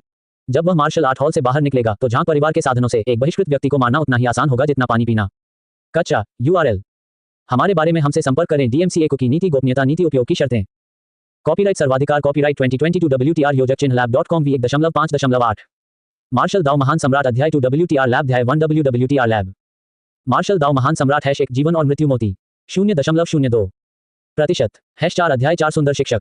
इससे पहले कि वह बोलना समाप्त करता, झांग हाई ने पहले ही कार्रवाई शुरू कर दी थी। उसने एक कदम आगे बढ़ाया और हथेली के चाकू से लुओ शिउ की छाती पर वार कर दिया। हवा भयंकर और शक्तिशाली थी। झांग हाई को कार्रवाई करते देख लुओ शिउ का चेहरा ठंडा हो गया और उसने प्रतिद्वंद्वी के हमले को रोकने के लिए अपनी बाहें ऊपर उठा लीं। टकराना। लुओ शिउ को अपनी बांह की हड्डियों में तेज दर्द महसूस हुआ। जोरदार झटके ने उसे अनजाने में कुछ कदम पीछे हटने पर मजबूर कर दिया। शारीरिक प्रशिक्षण के 7वें स्तर की अपेक्षा के अनुसार गति और शक्ति दोनों मुझसे बहुत अधिक मजबूत हैं। लुओ शिउ ने अपने शरीर को स्थिर किया। उसकी आंखें थोड़ी गंभीर थीं। उसकी आंतरिक ऊर्जा जीवन नसों की मरम्मत के लिए जीवन शक्ति में परिवर्तित हो गई और उसकी बाहों से गंभीर दर्द धीरे धीरे गायब हो गया। हाँ, तुम नीचे नहीं गिरे। तुम एक नीच व्यक्ति मेरे बेकार भाई को चोट पहुंचा सकते हो। ऐसा लगता है कि तुम वास्तव में सक्षम हो। झांग हाई ने थोड़ा भौहें सिकोड़ी। न केवल उसका साधना स्तर शारीरिक प्रशिक्षण के 7वें स्तर पर था, बल्कि उसके मार्शल आर्ट कौशल सभी तीसरे दर्जे के मार्शल आर्ट थे। वह थोड़ा हैरान था कि वह एक चाल में लुओ शियाओ को नीचे नहीं गिरा सका। बेशक ये बस थोड़ा अप्रत्याशित था। झांग हाई को अपनी ताकत पर पूरा भरोसा था। उसने ठंडी सांस ली और फिर से हमला किया। आयरन ईगल क्लॉ का इस्तेमाल करके लुओ शिउ की गर्दन को जकड़ लिया। आयरन ईगल क्लॉ भी तीसरी श्रेणी की मार्शल आर्ट स्किल थी। झांग हाई के इस्तेमाल का असर झांग हाओ के मुकाबले बिल्कुल भी नहीं था। हवा उसके चेहरे पर बहुत तेज गति से चल रही थी। इसे रोक। इसी समय अचानक एक क्रोधित चीख सुनाई दी। यह आवाज सुनकर झांग हाई जल्दी से रुक गया। उसने देखा कि एक और महिला सफेद मार्शल आर्ट की वर्दी पहने हुए ठंडे चेहरे के साथ चली आ रही थी। शिक्षक लू। मार्शल आर्ट हॉल के छात्रों ने उसे देखकर सलामी दी। इस महिला का नाम लू मिंग्याओ है। वह किंगयुन सिटी मार्शल हॉल की शिक्षिकाओं में से एक है। वह एक असली मार्शल आर्टिस्ट भी है जो मार्शल आर्ट साधना में क्यूई सागर क्षेत्र तक पहुंच चुकी है। एक हॉट और सुडोल फिगर, पतले पैर, उत्तम और सुंदर चेहरा, मजबूत ताकत और उच्च प्रतिभा के साथ लू मिंग्याओ किंगयुन सिटी मार्शल हॉल में बहुत लोकप्रिय है। मार्शल आर्ट शिक्षक के सामने झांग हाई ने जल्दबाजी में काम करने की हिम्मत नहीं की, इसलिए उसने लुओ शियू पर हमला जारी रखने की हिम्मत नहीं की। नमस्ते शिक्षक लू। झांग हाई और लुओ शियू ने भी उसी समय सलामी दी। आपका नाम झांग हाई है न? इंटरमीडिएट क्लास में एक मार्शल आर्टिस्ट के रूप में जो शारीरिक प्रशिक्षण के 7वें स्तर पर पहुंच गया है, आप अपनी ताकत दिखाने और कमजोरों को धमकाने के लिए प्राथमिक कक्षा में आए हैं। एक मार्शल आर्टिस्ट ऐसा कैसे कर सकता है? लू मेंग्याओ ने ठंडी सांस ली और भौहें से कुड़ी। शिक्षक लू ने गलत समझा, क्योंकि इस लुओ शियू ने मेरे भाई को घायल कर दिया। एक बड़े भाई के रूप में मुझे स्वाभाविक रूप से न्याय मानना होगा। झांग हाई ने सही कहा। लू मेंग्याओ ने लुओ शियू की ओर देखा। वास्तव में उसने इस छात्र पर कभी ज्यादा ध्यान नहीं दिया था, जो 3 साल से अज्ञात था और जिसका प्रदर्शन भी अच्छा नहीं था। मार्शल आर्ट हॉल ने भी छात्रों के बीच होने वाली लड़ाइयों पर आंखें मूंद ली, क्योंकि यह एक प्रकार से योग्यतम के जीवित रहने की प्रतिस्पर्धा थी। हालांकि कुछ दिनों पहले लुओ शियू ने झांग हाओ को हराया था, जो प्राथमिक कक्षा में बहुत मजबूत था मार्शल आर्ट के क्षेत्र में, जिसने लू मेंग्याओ को आश्चर्यचकित कर दिया था। शारीरिक प्रशिक्षण का चौथा स्तर। लू मेंग्याओ ने लुओ शियू की आंतरिक ऊर्जा में उतार चढ़ाव देखा। उसे स्पष्ट रूप से याद था कि यह छात्र कुछ दिन पहले तक शारीरिक प्रशिक्षण के दूसरे स्तर पर था। वह थोड़ा आश्चर्यचकित हुई। क्या ऐसा हो सकता है कि उसने बहुत अनुभव प्राप्त कर लिया है और मार्शल आर्ट के लिए अपनी प्रतिभा खोज ली है? कुछ लोगों में मार्शल आर्ट की अच्छी प्रतिभा होती है, लेकिन वे शुरुआत में इसका इस्तेमाल करना नहीं जानते और इसे दिखा नहीं पाते। लेकिन जैसे जैसे समय बीता जाएगा, ये प्रतिभा फिर भी सामने आएगी और ताकत में तेजी से सुधार होने लगेगा। वह सोचती है कि लुओ शियू इस तरह के व्यक्ति से संबंधित हो सकता है। अगर वह वास्तव में एक अच्छा अंकुर है, तो उसे अच्छी तरह से विकसित किया जा सकता है। कुलीन परिवारों के उन प्रतिभाशाली बच्चों की तुलना में लू मेंग्याओ नागरिक परिवारों के आम लोगों पर अधिक ध्यान देते हैं। आगे बढ़ने के लिए वे आमतौर पर दूसरों की तुलना में कई गुना अधिक मेहनत करने और कड़ी मेहनत करने के लिए तैयार रहते हैं। इस तरह की दृढ़ता कुछ ऐसी चीज नहीं है जो बेहतर जीवन वाले कुछ प्रतिभाशाली बच्चे कर सकते हैं। लू मेंग्याओ द्वारा घूरे जाने से लुओ शियू को हर जगह सहज महसूस हुआ। यह पहली बार था कि उसके जैसे कम अस्तित्व वाले नागरिक छात्र पर शिक्षक ने ध्यान दिया था। एक शिक्षक के रूप में मुझे छात्रों के बीच लड़ाई में हस्तक्षेप नहीं करना चाहिए। लू मेंग्याओ ने अपनी नजरें हटा ली, पूरे कमरे को देखा और भावशून्यता से कहा, लेकिन मार्शल हॉल के न्याय और निष्पक्षता का उल्लंघन किसी के द्वारा नहीं किया जा सकता है। उसकी नजर झांग हाई पर पड़ी। अगर तुम लुओ शियू से लड़ना चाहते हो तो मुझे कोई आपत्ति नहीं है। अगर लुओ शियू 3 महीने बाद मूल्यांकन में इंटरमीडिएट कक्षा में प्रवेश कर सकता है तो मैं नहीं पूछूंगी, लेकिन अब तुम वापस जाओ और अच्छे से अभ्यास करो। इस समय वहां उपस्थित सभी लोग सुन सकते थे कि गर्म शरीर लेकिन ठंडे स्वभाव वाली यह खूबसूरत शिक्षिका स्पष्ट रूप से लुओ शियू का पक्ष ले रही थी। मार्शल हॉल में सीनियर और इंटरमीडिएट कक्षाओं के लिए निचले ग्रेड के छात्रों को धमकाना सबसे आम बात है। झांग हाओ ने मार्शल हॉल की जूनियर क्लास में अनियंत्रित रूप से दौड़ने की हिम्मत की, क्योंकि उसे झांग हाई का समर्थन प्राप्त था। सप्ताह के दिनों में जब तक कोई नहीं मरता, मार्शल हॉल के शिक्षक कभी नहीं पूछते। कई लोग लुओ शियू को ईर्ष्या से देखते थे, जाहिर है क्योंकि इस लड़के ने कुछ दिन पहले झांग हाओ को हराया था और प्रसिद्ध हो गया था, जिसने शिक्षक का ध्यान आकर्षित किया था। झांग हाई ने अपनी मुट्ठियां भींच ली। उसे लग रहा था कि वह अब लुओ शियू को नष्ट करने के लिए कार्रवाई नहीं कर सकता। लेकिन अगर उसके पास 100 हिम्मत भी होती तो भी वह लू मेंग्याओ की इच्छाओं की अवज्ञा करने की हिम्मत नहीं करता, क्योंकि मार्शल आर्ट हॉल में हमेशा अफवाहें रही हैं कि इस शिक्षक लू की उत्पत्ति सरल नहीं है और अन्य मार्शल आर्ट हॉल शिक्षक और यहां तक कि मार्शल आर्ट हॉल के बुजुर्ग भी उसके प्रति बहुत विनम्र और सम्मानजनक हैं। ठीक है, इस मामले में मैं 3 महीने में उसके साथ हिसाब किताब निपटाने आऊंगा। झांग हाई ने लुओ शियू को घूर कर देखा, फिर लू मेंग्याओ को प्रणाम किया और चला गया। लू मेंग्याओ के प्रकट होने से एक छोटा सा तूफान अस्थायी रूप से थम गया, लेकिन सभी जानते थे कि यह मामला खत्म नहीं हुआ था। झांग हाई का साधना स्तर शरीर शोधन का 7वां स्तर है और भले ही लुओ शियू 3 महीने बाद मूल्यांकन में मध्यवर्ती वर्ग में प्रवेश करता है, वह अधिकतम शरीर शोधन के 5वें स्तर पर है। दोनों के बीच अभी भी एक बड़ा अंतर है। धन्यवाद शिक्षक लू। लुओ शियू ने लू मेंग्याओ को धन्यवाद दिया। हालांकि अगर झांग हाई ने वास्तव में लड़ाई की तो वह उससे डरता नहीं था, लेकिन इस शिक्षक लू ने जानबूझकर उसका पक्ष लिया था और लुओ शियू अभी भी बहुत आभारी था। लू मेंग्याओ ने मुस्कुराते हुए सिर हिलाया। आप एक महत्वपूर्ण क्षण में बहुत अच्छी प्रगति कर सकते हैं, जो दर्शाता है कि आप में अभी भी कुछ क्षमता है। कड़ी मेहनत करें और 3 महीने में मूल्यांकन पास करने का प्रयास करें। यदि लुओ शियू ने अपनी पिछली गति से अभ्यास किया होता तो वह निश्चित रूप से उन्नयन मूल्यांकन पास नहीं कर पाता। ये देखते हुए कि मूल्यांकन आसान था, उसने बड़ी प्रगति की और उत्तराधिकार में 2 छोटे क्षेत्रों को तोड़ दिया, इसलिए लू मेंग्याओ ने उसे देखा और उसकी मदद की। क्योंकि उनकी राय में अगर लुओ शियू को झांग हाई ने घायल कर दिया तो उसके लिए 3 महीने में मूल्यांकन पास करना लगभग असंभव होगा। बेशक लू मेंग्याओ यह नहीं सोचेगा कि लुओ शियू अब खेती के लायक एक अच्छा अंकुर है, जब तक कि वह अभ्यास की इस गति को बनाए नहीं रख सकता, अन्यथा ये केवल एक क्षणिक चमक होगी। आवाज गिरने के बाद लू मेंग्याओ मुड़कर चली गई और पास में खड़े अन्य छात्रों ने वही किया जो उन्हें करना चाहिए था। लू मेंग्याओ की पीठ को देखते हुए लुओ शियू ने थोड़ा सा मुंह सिकुड़ा। उसने अभी इस शिक्षक लू की जीवन नसों को देखा था। दूसरे पक्ष की जीवन सांस कभी जोरदार और कभी कम होती थी, खासकर हृदय की नस की स्थिति थोड़ी गड़बड़ लग रही थी। ये पहली बार था जब लुओ शियू ने क्यूई हाई दायरे के योद्धा की जीवन शिराओं को देखा। रिफाइनिंग बॉडी दायरे और आम लोगों में एक मार्शल कलाकार की जीवन शिराओं से एक हल्की सफेद रोशनी निकलती थी, जबकि क्यूई हाई दायरे में एक मार्शल कलाकार की जीवन शिराओं से एक हरी रोशनी निकलती थी। लुओ शियू जानता था कि ऐसा इसलिए था क्योंकि क्यूई हाई क्षेत्र में एक मार्शल कलाकार रिफाइनिंग बॉडी क्षेत्र में एक मार्शल कलाकार की तुलना में बहुत अधिक शक्तिशाली था और उसकी जीवन नसें भी अधिक मजबूत थीं। भले ही वह अपनी पूरी ताकत लगा दे, वह दूसरे पक्ष की जीवन नसों को नुकसान नहीं पहुंचा सकता था। ऐसा लगता है कि मेरी ताकत अभी भी बहुत कमजोर है। मैं सिर्फ इसलिए आत्मधर्मी नहीं हो सकता क्योंकि मेरे पास विशेष साधन और क्षमताएं हैं। लुओ शियू की आंखें और अधिक दृढ़ हो गईं और वह मार्शल हॉल के सैकड़ों हजारों उपन्यासों के संग्रह की दिशा में चल पड़ा। सैकड़ों हजारों उपन्यासों का संग्रह वह स्थान है जहां मार्शल हॉल कई मार्शल आर्ट एकत्र करता है और स्वाभाविक रूप से यह एक ऐसा स्थान है जहां लापरवाही से प्रवेश नहीं किया जा सकता है। जियानटियन दायरे के मार्शल आर्ट मास्टर बड़ों के अलावा मार्शल हॉल में कुछ छात्र सैकड़ों हजारों उपन्यासों के संग्रह की रक्षा के लिए अंशकालिक काम भी करेंगे और हर महीने कुछ चांदी कमा सकते हैं। इस तरह का अंशकालिक काम करने वाले ज्यादातर लोग आम लोगों में से मार्शल आर्टिस्ट होते हैं। कुलीन परिवारों से आने वाले शिष्य स्वाभाविक रूप से प्रति माह मात्र 20 या 30 टेल चांदी में दिलचस्पी नहीं लेंगे। रुको, तुम ज़ांग बाई वान कैरेट जियो शुओ के प्रतिबंधित क्षेत्र में प्रवेश नहीं कर सकते। 2 मार्शल आर्ट के छात्रों ने ज़ांग बाई वान कैरेट जियो शुओ के गेट के सामने लुओ शियू को रोक दिया। लुओ शियू ने भौहें सिकोड़ी और उन लोगों की ओर देखा जो अभी अभी ज़ांग बाई वान हैश कैरेट कैरेट जियाओ शुओ में प्रवेश कर चुके थे और कहा, मैंने तुम्हें उन लोगों को रोकते हुए क्यों नहीं देखा? कुलीन परिवारों के उन युवा गुरुओं के साथ तुलना करने के लिए आपके पास क्या योग्यताएं हैं? वे या तो मार्शल आर्ट खरीदने के लिए ज़ांग बाई वान हैश कैरेट कैरेट जियाओ शुओ के पास आते हैं या तो मार्शल आर्ट चुनने के लिए जब उनकी साधना शक्ति शर्तों तक पहुंच जाती है। आप शरीर शोधन के दूसरे स्तर के मार्शल कलाकार हैं, यहां से चले जाओ। बोलने वाला व्यक्ति इंटरमीडिएट कक्षा का छात्र था, शरीर को निखारने के 5वें स्तर का एक मार्शल आर्टिस्ट जिसका नाम वांग हुई था। वह लुओ शियू के परिवार का पड़ोसी था, इसलिए वह स्वाभाविक रूप से उससे परिचित था। वांग हुई लुओ शियू से थोड़ा बड़ा है, वह पहले से ही 15 साल का है। जब वह प्राथमिक कक्षा में था तब उसने झांग हाई का अनुसरण किया और उसे कुछ लाभ भी मिले। अन्यथा अपनी नागरिक पृष्ठभूमि के साथ उसे इंटरमीडिएट कक्षा में पदोन्नत करना मुश्किल होगा। उसने लुओ शियू को इसलिए रोका और उसके बारे में बुरा भला कहा क्योंकि उसने सुना था कि लुओ शियू ने झांग हाई के छोटे भाई झांग हाओ को घायल कर दिया था। हमारे दो परिवारों के पड़ोसी होने के कारण मैं आपको झांग शाओ के पास जाकर माफी मांगने की सलाह देता हूं, अन्यथा न केवल आप बदकिस्मत होंगे बल्कि आपके माता पिता और आपकी बहन को भी नुकसान होगा। वांग हुई ने अपनी नाक ऊपर करके लुओ शियू को देखा। उसने झांग हाई का अनुसरण करना शर्मनाक नहीं समझा। इसे अंतर्दृष्टि वाला व्यक्ति कहा जाता है। भले ही वह भविष्य में उन्नत वर्ग में प्रवेश न कर सके और उसे मार्शल आर्ट हॉल छोड़ना पड़े, फिर भी वह झांग परिवार के बड़े पेड़ की सूची में हो सकता है। तो वह लुओ शियू है जिसने झांग परिवार के बेटे को पीटा था। वह सप्ताह के दिनों में अपना असली रंग नहीं दिखाता है और वह बहुत गहराई से छिपता है। वांग हुई के साथ एक अन्य इंटरमीडिएट कक्षा के छात्र ने भी यिन और यांग लहजे में कहा। उसके शब्दों में व्यंग्य और तिरस्कार था। लुओ शियू ने उन दोनों पर ध्यान देने की जहमत नहीं उठाई। हालांकि बचपन में वांग हुई उसका साथी था, लेकिन मार्शल हॉल में प्रवेश करने के बाद वे अलग अलग रास्ते पर चले गए। उनमें से प्रत्येक की अपनी अपनी ख्वाहिशें थीं और अब उनके बीच कोई स्नेह नहीं था। मार्शल हॉल के नियमों के अनुसार जो लोग शरीर प्रशिक्षण के चौथे स्तर पर पहुंच गए हैं वे मार्शल आर्ट का चयन करने के लिए सैकड़ों हजारों हैश कैरेट कैरेट उपन्यासों के संग्रह में प्रवेश कर सकते हैं। क्या आप मार्शल हॉल के नियमों को तोड़ने जा रहे हैं? लुओ शियू ने ठंडे स्वर में पूछा। शारीरिक प्रशिक्षण का चौथा स्तर। वांग हुई हंसी। लुओ शियू, तुम शेखी बघार रहे हो, लेकिन क्या तुम नहीं जानते कि तुम कौन हो? क्या मैं तुम्हें नहीं जानता? कुछ दिन पहले तुम अभी भी शारीरिक प्रशिक्षण के दूसरे स्तर पर थे। मुझे नहीं पता कि तुमने यंग मास्टर झांग को चोट पहुंचाने के लिए क्या किया। क्या तुम सच में सोचते हो कि तुम कुछ नहीं हो? बार बार चुनौती दिए जाने के बाद लुओ शियू थोड़ा क्रोधित हुआ और ठंडे स्वर में चिल्लाया, अपनी कुत्ते की आंखें खोलो और स्पष्ट रूप से देखो। बोलते समय उन्होंने अपने कौशल का अभ्यास किया और शारीरिक प्रशिक्षण के चौथे स्तर की आंतरिक ऊर्जा में उतार चढ़ाव उनके शरीर से उत्सर्जित हुए। उनके शरीर की सभी मांसपेशियों और हड्डियों से कर्कश ध्वनियां निकली, जो स्पष्ट रूप से मांसपेशियों और हड्डियों के तड़का लगाने के क्षेत्र में प्रवेश करने की अभिव्यक्ति थी। वांग हुई की हंसी अचानक बंद हो गई। यह असंभव है। आपकी साधना का स्तर इतनी जल्दी कैसे सुधर सकता है? वांग हुई चिल्लाया और फिर उसका चेहरा ठंडा हो गया। भले ही आप शारीरिक प्रशिक्षण के चौथे स्तर पर हों तो क्या हुआ? मैंने कहा था कि मैं आपको अंदर नहीं आने दूंगा, इसलिए मैं आपको अंदर नहीं आने दूंगा। लुओ शियू को उम्मीद नहीं थी कि वांग हुई इतना ज्यादा हो जाएगा। उसकी आंखों में एक तेज रोशनी चमक उठी। तुम्हारी हिम्मत मार्शल आर्ट हॉल के नियम तोड़ने की है। नियम? वांग हुई ने ठंडी मुस्कान के साथ कहा। नियम इस बात पर भी निर्भर करते हैं कि आप किससे बात कर रहे हैं। सच बताऊं तो अगर यह पहले होता तो मैं स्वाभाविक रूप से आपको अंदर आने देता क्योंकि हम पड़ोसी थे।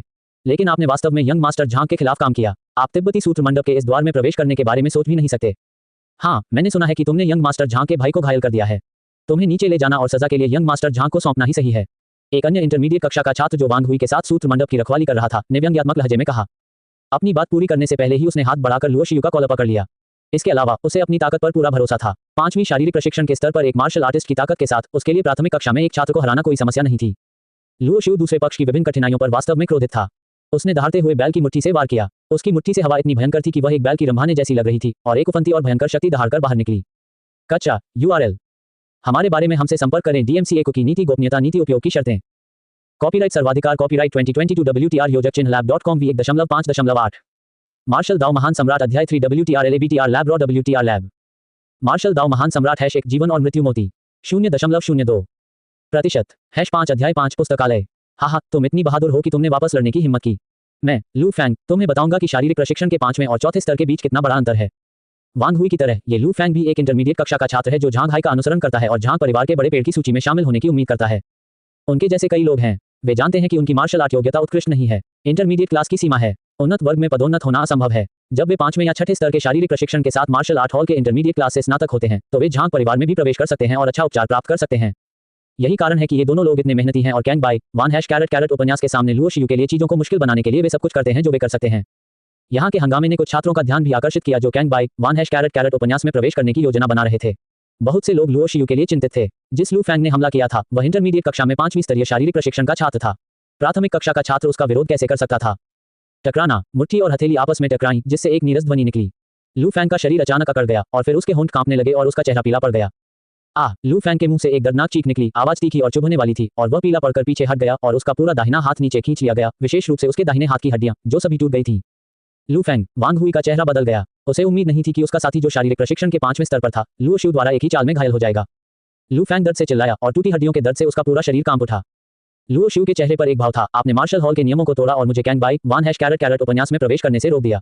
आपने खुद ही यह सब अपने ऊपर ला दिया है।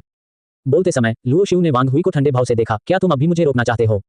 यद्यपि दोनों व्यक्तियों की साधना उसकी तुलना में एक स्तर अधिक थी, क्योंकि वे जीवन और मृत्यु की क्यूई की साधना करते थे और उनके पास जीवन शिराओं को सीधे नुकसान पहुंचाने का साधन था। फिर भी लुओ शिउ ने इन दो मध्यवर्ती श्रेणी के 5वें स्तर के शरीर परिशोधकों को बिल्कुल भी गंभीरता से नहीं लिया। लुओ शिउ को घूरते हुए वांग हुई कांपने से खुद को रोक नहीं सका। उसे लगा कि वर्तमान लुओ शिउ इतना अजीब था, मानो वह एक अलग व्यक्ति बन गया हो।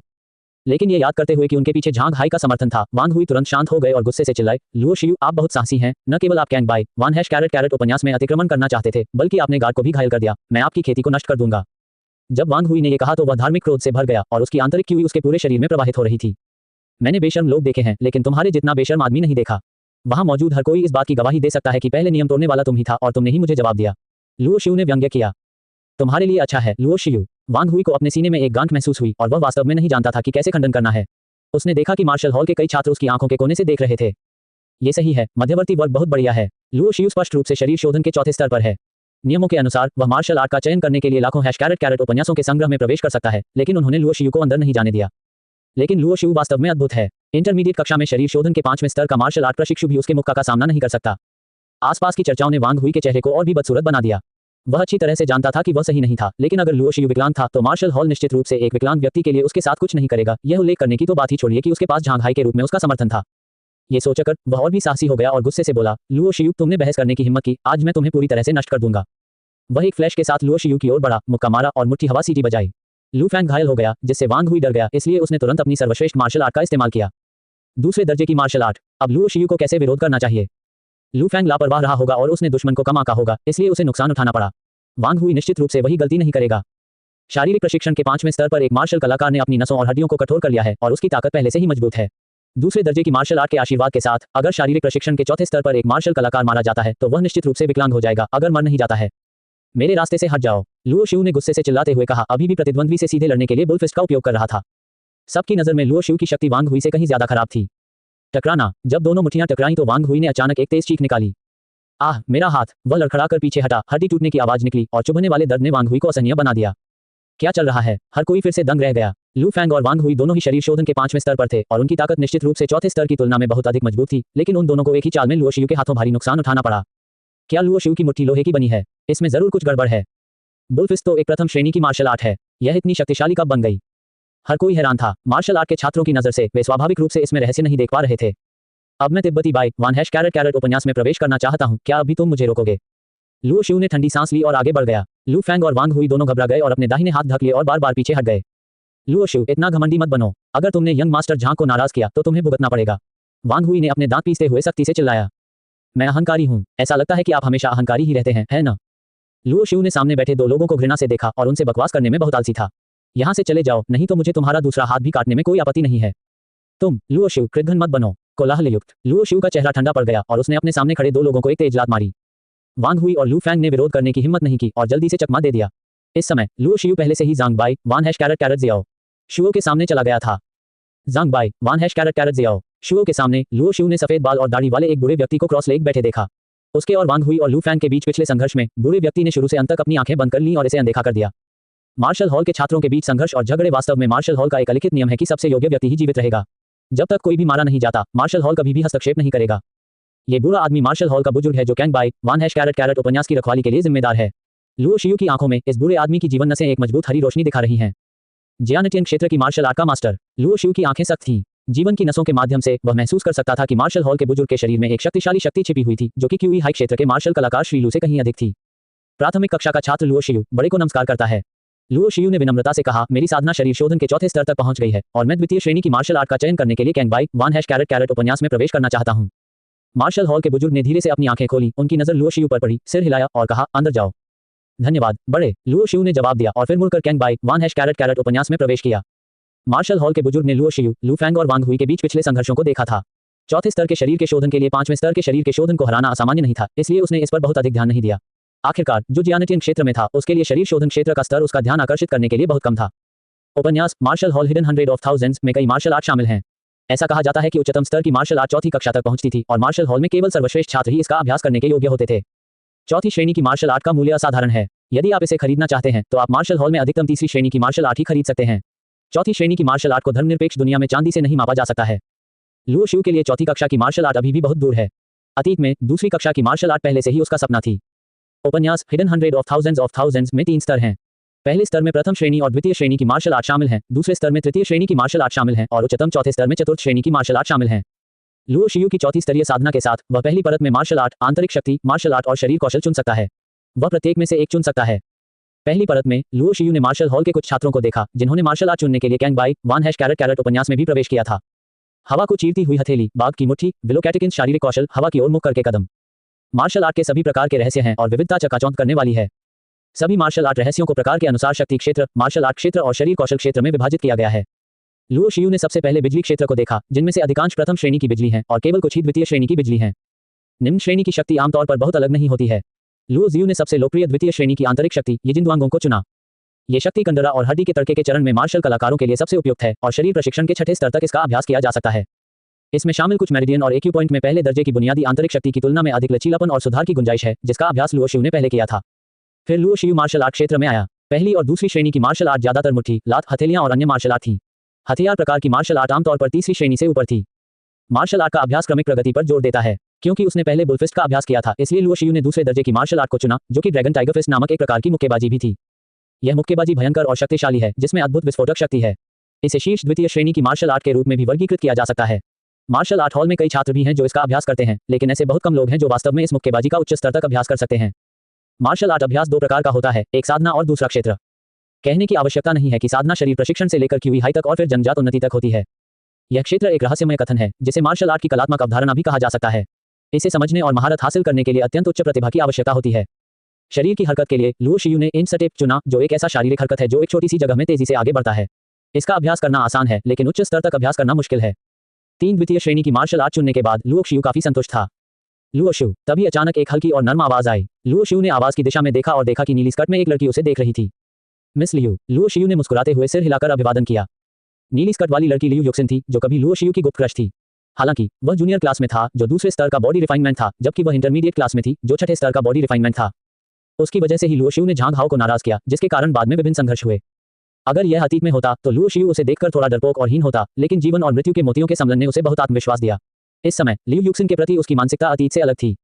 लियू युक्सिन ने भी आश्चर्य से लुओ शियू को देखा। मुझे उम्मीद नहीं थी कि आप शरीर शोधन के चौथे स्तर तक पहुंच गए होंगे। मुझे याद है कि कुछ दिन पहले तक आप अभी भी दूसरे स्तर पर थे। हाँ, ये तो बस एक भाग्यशाली सफलता है। लुओ शियू हंसा। लेकिन मूल्यांकन 3 महीने में होगा। यदि आप शरीर शोधन के 5वें स्तर तक नहीं पहुंच सकते हैं, तो आपकी क्या योजना है? लियू युक्सिन ने हल्के से मुस्कुराते हुए कहा, यदि आपके पास जाने के लिए कोई अच्छी जगह नहीं है, तो आप हमारे लियू परिवार में आ सकते हैं। क्या मैं आपके लिए एक गार्ड की व्यवस्था कर सकता हूँ? लियू परिवार का रक्षक। लुओ शियू थोड़ा अजीब लग रहा था। मैंने लियू युक्सिन को देखा और अचानक समझ गया कि उसका क्या मतलब था। ऐसा इसलिए होना चाहिए क्योंकि झांग हाओ उसके साथ उलझा हुआ था और वह उसके लिए खड़ी हुई और उसे पीटा गया। लियू युक्सिन को लगा कि वह 3 महीने में मूल्यांकन पास नहीं कर पाएगा, इसलिए उसने उसके लिए एक रास्ता खोजने की योजना बनाई। यदि यह पहले होता तो लुओ शियू वास्तव में दूसरे पक्ष की राय पर विचार कर सकता था, लेकिन अब लुओ शियू ने 3 महीने में मूल्यांकन को गंभीरता से नहीं लिया। आपकी दयालुता के लिए धन्यवाद मिस लियू। मैं 3 महीने में मूल्यांकन पास कर लूंगा, लुओ शियू ने मुस्कुराते हुए कहा। उनकी अभिव्यक्ति एक प्रकार के आत्मविश्वास से भरी हुई थी जिसे शब्दों में वर्णित नहीं किया जा सकता था, जिसने लियू युक्सिन को थोड़ा आश्चर्यचकित किया। तुम कृतघ्न हो, तुम 3 महीने में शरीर शोधन के 5वें स्तर तक पहुंच सकते हो। एक तिरस्कारपूर्ण और उदासीन आवाज आई और एक सफेद शर्ट पहने एक युवक आया और लियू युक्सिन के पास खड़ा हो गया। कच्चा URL। हमारे बारे में हमसे संपर्क करें। DMCA को की नीति गोपनीयता नीति उपयोग की शर्तें। कॉपीराइट सर्वाधिकार कॉपीराइट 2022 WTR योजक चिन्ह lab.com v 1.5.8। मार्शल दाओ महान सम्राट अध्याय 4 WTR लैब अंग्रेजी अनुवाद WTR लैब। मार्शल दाओ महान सम्राट #1 जीवन और मृत्यु मोती 0.02% #6 अध्याय 6 ड्रैगन टाइगर मुट्ठी। लुओ शियू ने देखा कि सफेद शर्ट वाला युवक उसकी ओर शत्रुतापूर्ण नजरों से देख रहा था। क्या मैं तुम्हें जानता हूं? लुओ शियू ने भौहें सिकोड़ी। सफेद शर्ट पहने युवक ने ठंडे स्वर में कहा, उसका चेहरा अहंकार से भरा हुआ था। बेशक आप मुझे नहीं जानते, क्योंकि आपके पास मुझे जानने की योग्यता ही नहीं है। चूंकि मैं आपको नहीं जानता, आपने कहा कि मुझे नहीं पता कि मेरे लिए क्या अच्छा है। आप किस तरह के व्यक्ति हैं? लुओ शियू ने व्यंग्य किया। हम। सफेद शर्ट पहने युवक की आंखों में एक तीखी ठंडक चमकी, लेकिन फिर उसके मुंह के कोने पर एक चंचल मुस्कान उभरी। कोई आश्चर्य नहीं कि तुम, एक साधारण मूल के व्यक्ति, झांग भाइयों के खिलाफ जाने की हिम्मत करते हो। तुम वास्तव में बहादुर हो। लेकिन मैं तुम्हें सलाह देता हूं कि तुम अपनी पहचान लो। युक्सिन का तुम्हारे जैसे नीच लोगों से कोई लेना देना नहीं हो सकता। सफेद शर्ट पहने उस युवक का लहजा सख्त था, आंखें तीखी थीं और उसका मतलब धमकाने वाला था। लुओ शियू ने लियू युक्सिन की ओर देखा। यह महिला बहुत सुंदर थी। अगर आप वास्तव में ये कहना चाहते हैं, तो लियू युक्सिन के लिए उसका गुप्त प्रेम और प्यार सुंदर चीजों की सराहना से अधिक है। जीवन और मृत्यु के मोती के साथ लुओ शियू का मानना था कि उसकी भविष्य की उपलब्धियां कभी भी एक छोटे से किंग्युन शहर तक सीमित नहीं होंगी। एक के बाद एक चीजों का अनुभव करने के बाद उसने ये भी पाया कि इस दुनिया में मजबूत ताकत के बिना सब कुछ व्यर्थ है। इसलिए लुओ शियू अपने दिल में जो चाहता था वह अद्वितीय मार्शल आर्ट था। जब तक उसके पास पर्याप्त ताकत थी, तब तक किस तरह की महिला प्राप्त नहीं की जा सकती थी। इसके अलावा सफेद शर्ट वाला युवक आक्रामक था और तिरस्कार के साथ उसका मजाक उड़ा रहा था और उसे नीचा दिखा रहा था, लेकिन लियू युक्सिन चुप रही। क्या इसका मतलब यह है कि वह वास्तव में अपने दिल में ऐसा सोचती थी? जूफी, ऐसा मत कहो, लियू युक्सिन ने भौहें सिकोड़ते हुए कहा। लुओ शियू वह व्यक्ति है जिसने मेरी मदद की। मैं तुम्हें उसके बारे में ऐसा कहने की अनुमति नहीं देता। फिर उसने लुओ शियू की ओर फिर से देखा। यदि आप 3 महीने में मूल्यांकन पास नहीं कर सकते हैं तो मैंने आपके लिए एक परिचय पत्र लिखा है। आप इसे लियू परिवार के पास ले जा सकते हैं और कोई आपके लिए इसका प्रबंध कर देगा। बोलते समय उसने अपनी आस्तीन से एक नाजुक पत्र निकाला और लुओ शियू को सौंप दिया। लुओ शियू ने मूर्खतापूर्ण तरीके से हंसते हुए कहा, वह लियू परिवार की बेटी थी। अगर वह उसके घर में गार्ड बनने के लिए जाता तो क्या यह एक छिपी हुई अस्वीकृति होती जिससे उसे पता चलता कि उसके और उसके बीच की स्थिति में अंतर है? लियू युक्सिन की आंखों में देखकर लुओ शियू कुछ स्पष्ट अर्थ पड़ सकता था। नहीं, आपकी दयालुता के लिए धन्यवाद। लुओ शियू ने बिना किसी हिचकिचाहट के मना कर दिया। अपनी बाहों में 3 मार्शल आर्ट रहस्यों की ओर इशारा करते हुए कहा, मुझे अभी भी अभ्यास करने के लिए वापस जाना है। अलविदा। आवाज गिरने के बाद वह बिना पीछे देखे छिपे हुए उपन्यास के दरवाजे की ओर चल दिया। लियू युक्सिन थोड़ा चौंक गई और उसकी खूबसूरत आंखों में एक अजीब सी रोशनी चमक उठी, मानो वह किसी चीज के बारे में सोच रही हो। सफेद शर्ट पहने युवक जूफी ने घृणा से कहा, युक्सिन, तुम ऐसे नीच व्यक्ति की परवाह क्यों करोगे? लियू युक्सिन ने अपना सिर हिलाया। शायद मैंने ऐसा करके उसके आत्मसम्मान को ठेस पहुंचाई है। आत्मसम्मान? जूफी और भी अधिक तिरस्कारपूर्ण थी। क्या नीच लोगों को आत्मसम्मान के बारे में बात करने का अधिकार है? कैंग बाई वान #कैरेट उपन्यास की रखवाली करने वाले बड़े के साथ पंजीकरण करते हुए लुओ शियू इस जगह से बाहर चला गया जिसमें उसकी बाहों में 3 मार्शल आर्ट रहस्यों के साथ कई मार्शल आर्ट शामिल हैं। कैंग बाई वान #कैरेट उपन्यास में मार्शल आर्ट का चयन करने में अज्ञात समय लगा। जब वह कैंग बाई वान #कैरेट उपन्यास से बाहर आया तो उसने वांग हुई और लू फैन को नहीं देखा। वे शायद अपनी चोटों का इलाज करने के लिए चिकित्सा कक्ष में गए थे। अल्पविराम। वार्षिक मूल्यांकन 3 महीने में आयोजित किया जाएगा। 14 और 17 वर्ष की आयु के छात्रों को मूल्यांकन देना होगा। जो असफल होंगे उन्हें मार्शल हॉल से निकाल दिया जाएगा। मार्शल हॉल में ऐसा नियम होने का कारण यह है कि मार्शल आर्ट का प्रशिक्षण बेहद कठिन है।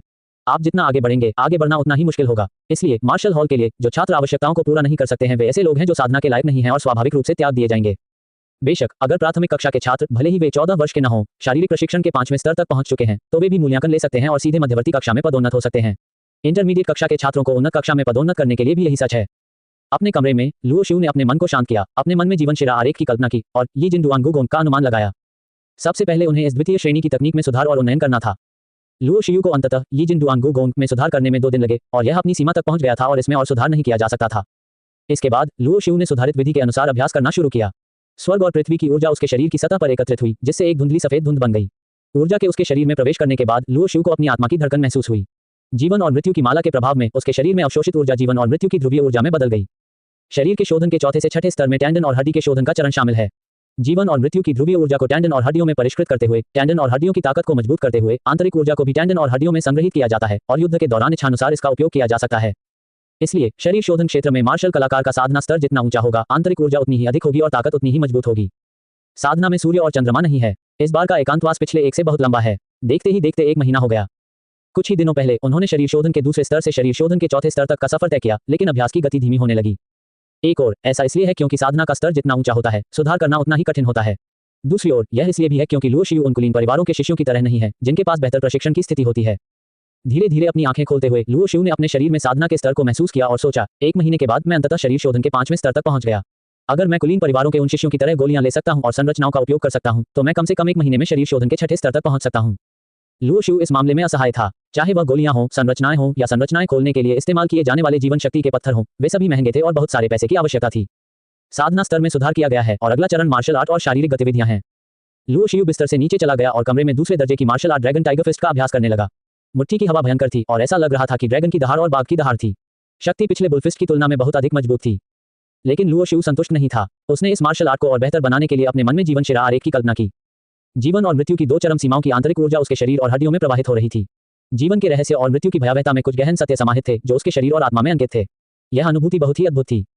गर्जन। लुओ शियू अपने शिकार पर झपटने वाले बाघ की तरह भागा। उसके शरीर की सतह पर एक धुंधली काली रोशनी उभरी और हवा में मौत की सांसें भर गईं। ऐसा लग रहा था जैसे वह सचमुच बाघ बन गया था और लक्ष्य को टुकड़ों में फाड़ने वाला था। टकराना। कमरे में रखी लकड़ी की मेज बिजली का सामना नहीं कर सकी और एक ही क्षण में टुकड़े टुकड़े हो गई तथा लकड़ी के टुकड़े हर जगह उड़ने लगे। लुओ शियू रुक गया और उसने देखा कि दीवार पर एक अवतल मुट्ठी का निशान भी था और उसके आसपास कुछ छोटी दरारें थीं। तुम्हें पता है, मार्शल आर्ट हॉल में सभी इमारतें कठोर चट्टानों से बनी हैं। शरीर के 7वें स्तर के प्रशिक्षण की शक्ति के बिना उन्हें कभी भी नष्ट नहीं किया जा सकता है। कितनी प्रबल शक्ति है। लुओ शियू ने दीवार पर मुट्ठी के निशान और दरारों को देखा और उसका चेहरा उत्साह से भरा था। इस प्रभाव की तुलना निश्चित रूप से तीसरी श्रेणी की मार्शल आर्ट की शक्ति से की जा सकती है। ड्रैगन टाइगर फिस्ट को टाइगर स्टाइल और ड्रैगन स्टाइल में विभाजित किया गया है। ड्रैगन स्टाइल टाइगर स्टाइल से अधिक शक्तिशाली है। मुझे आश्चर्य है कि इसका क्या प्रभाव हो सकता है। लुओ शियू कोशिश करने के लिए उत्सुक था, लेकिन उसने कमरे में मार्शल आर्ट का अभ्यास जारी रखने की हिम्मत नहीं की। अगर घर को गंभीर नुकसान हुआ तो वह मुआवजा नहीं दे सकता था। ये सोचते हुए लुओ शियू ने दरवाजा खोला और मार्शल आर्ट के मैदान में चला गया। मार्शल आर्ट के अलावा उसे इंस्टेंट बॉडी मूवमेंट का भी अभ्यास करना था। घर में जगह बहुत छोटी थी। Dot dot dot bang bang bang. Martial art के मैदान के काले पत्थर वाले इलाके में काले कपड़े पहने एक युवक काले पत्थर की पट्टिका के सामने अपनी मुट्ठियां लहरा रहा था। काले पत्थर पर पड़ने वाला हर मुक्का एक नीरस ध्वनि उत्पन्न करता और एक हल्का गड्ढा छोड़ जाता। यहाँ काले पत्थर की पट्टिका काले पत्थर नामक पदार्थ से बनी है। काला पत्थर बहुत मजबूत होता है। केवल मार्शल आर्टिस्ट ही काले पत्थर पर निशान छोड़ सकते हैं, जिन्हें 6 से अधिक स्तरों के शारीरिक प्रशिक्षण के लिए प्रशिक्षित किया गया हो। इसके अलावा काले पत्थर की एक और विशेषता है, वही कि यह अपने आप ही अपनी मरम्मत कर लेता है। हालांकि यह अभी उबड़ खाबड़ है, लेकिन कुछ घंटों के बाद ये फिर से चिकना और शांत हो जाएगा। भाई झाओ लियांग बहुत शक्तिशाली है। वह इंटरमीडिएट कक्षा में मास्टर बनने के योग्य है। काश मेरे पास भी ऐसी ही शक्तिशाली ताकत होती। काले कपड़े पहने लड़के के पास कई पागल लड़कियां समय समय पर चिल्लाती और चिल्लाती रहती थी। लुओ शिउ ने झाओ लियांग नाम के इस काले कपड़े वाले लड़के के बारे में भी सुना था, जो इंटरमीडिएट क्लास का छात्र था। वह एक अमीर परिवार से था और लुओ शिउ की ही उम्र का था, लेकिन पिछले साल उसे इंटरमीडिएट क्लास में पदोन्नत किया गया था और उससे 17 साल की उम्र से पहले शरीर को निखारने के 8वें स्तर तक पहुंचने और उन्नत कक्षा में पदोन्नत होने की उम्मीद थी। जिन लोगों को उन्नत वर्ग में पदोन्नत किया जा सकता है, वे सभी किंगयुन सिटी मार्शल हॉल के कुलीन हैं। उन्हें जोर देकर प्रशिक्षित किया जाएगा और यह मार्शल हॉल में प्रवेश करने वाले प्रत्येक छात्र के सपनों की जगह भी है। काले पत्थर वाले क्षेत्र में बहुत सी पत्थर की पटियाएं हैं। लुओ शिउ ने भी एक अप्रयुक्त पत्थर की पटिया चुनी और उस पर चला गया। हालांकि यहां पहुंचते ही उन्होंने कुछ लोगों का ध्यान अपनी ओर आकर्षित कर लिया। वह व्यक्ति कौन है? वह वास्तव में ब्लैकस्टोन क्षेत्र में अभ्यास करने आया था। क्या वह इंटरमीडिएट कक्षा का मास्टर भी है? किसी ने लुओ शिउ की ओर इशारा करते हुए कहा, क्योंकि जो लोग आमतौर पर यहां अभ्यास करने आते हैं वे सभी शारीरिक प्रशिक्षण के 6ठे स्तर से ऊपर के मार्शल कलाकार हैं। ये व्यक्ति शुरुआती वर्ग से लगता है। मैंने सुना है कि वह हाल ही में काफी लोकप्रिय हो गया है। उसने कुछ दिन पहले शारीरिक प्रशिक्षण के 5वें स्तर के 2 मध्यवर्ती वर्ग के लोगों को भी हराया था। किसी ने लुओ शिउ की पहचान ली। शुरुआती कक्षा के एक लड़के ने वास्तव में इंटरमीडिएट कक्षा के किसी व्यक्ति को पीटा।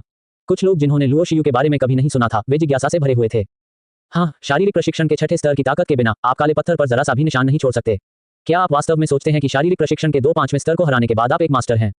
कुछ लोग लुओ शिउ को व्यंग्य और तिरस्कार से भी देखते थे। भीड़ की चर्चा से झाओ लियांग, जो मुक्केबाजी का अभ्यास कर रहा था, ने भी यह हलचल सुनी और लुओ शिउ की ओर देखा।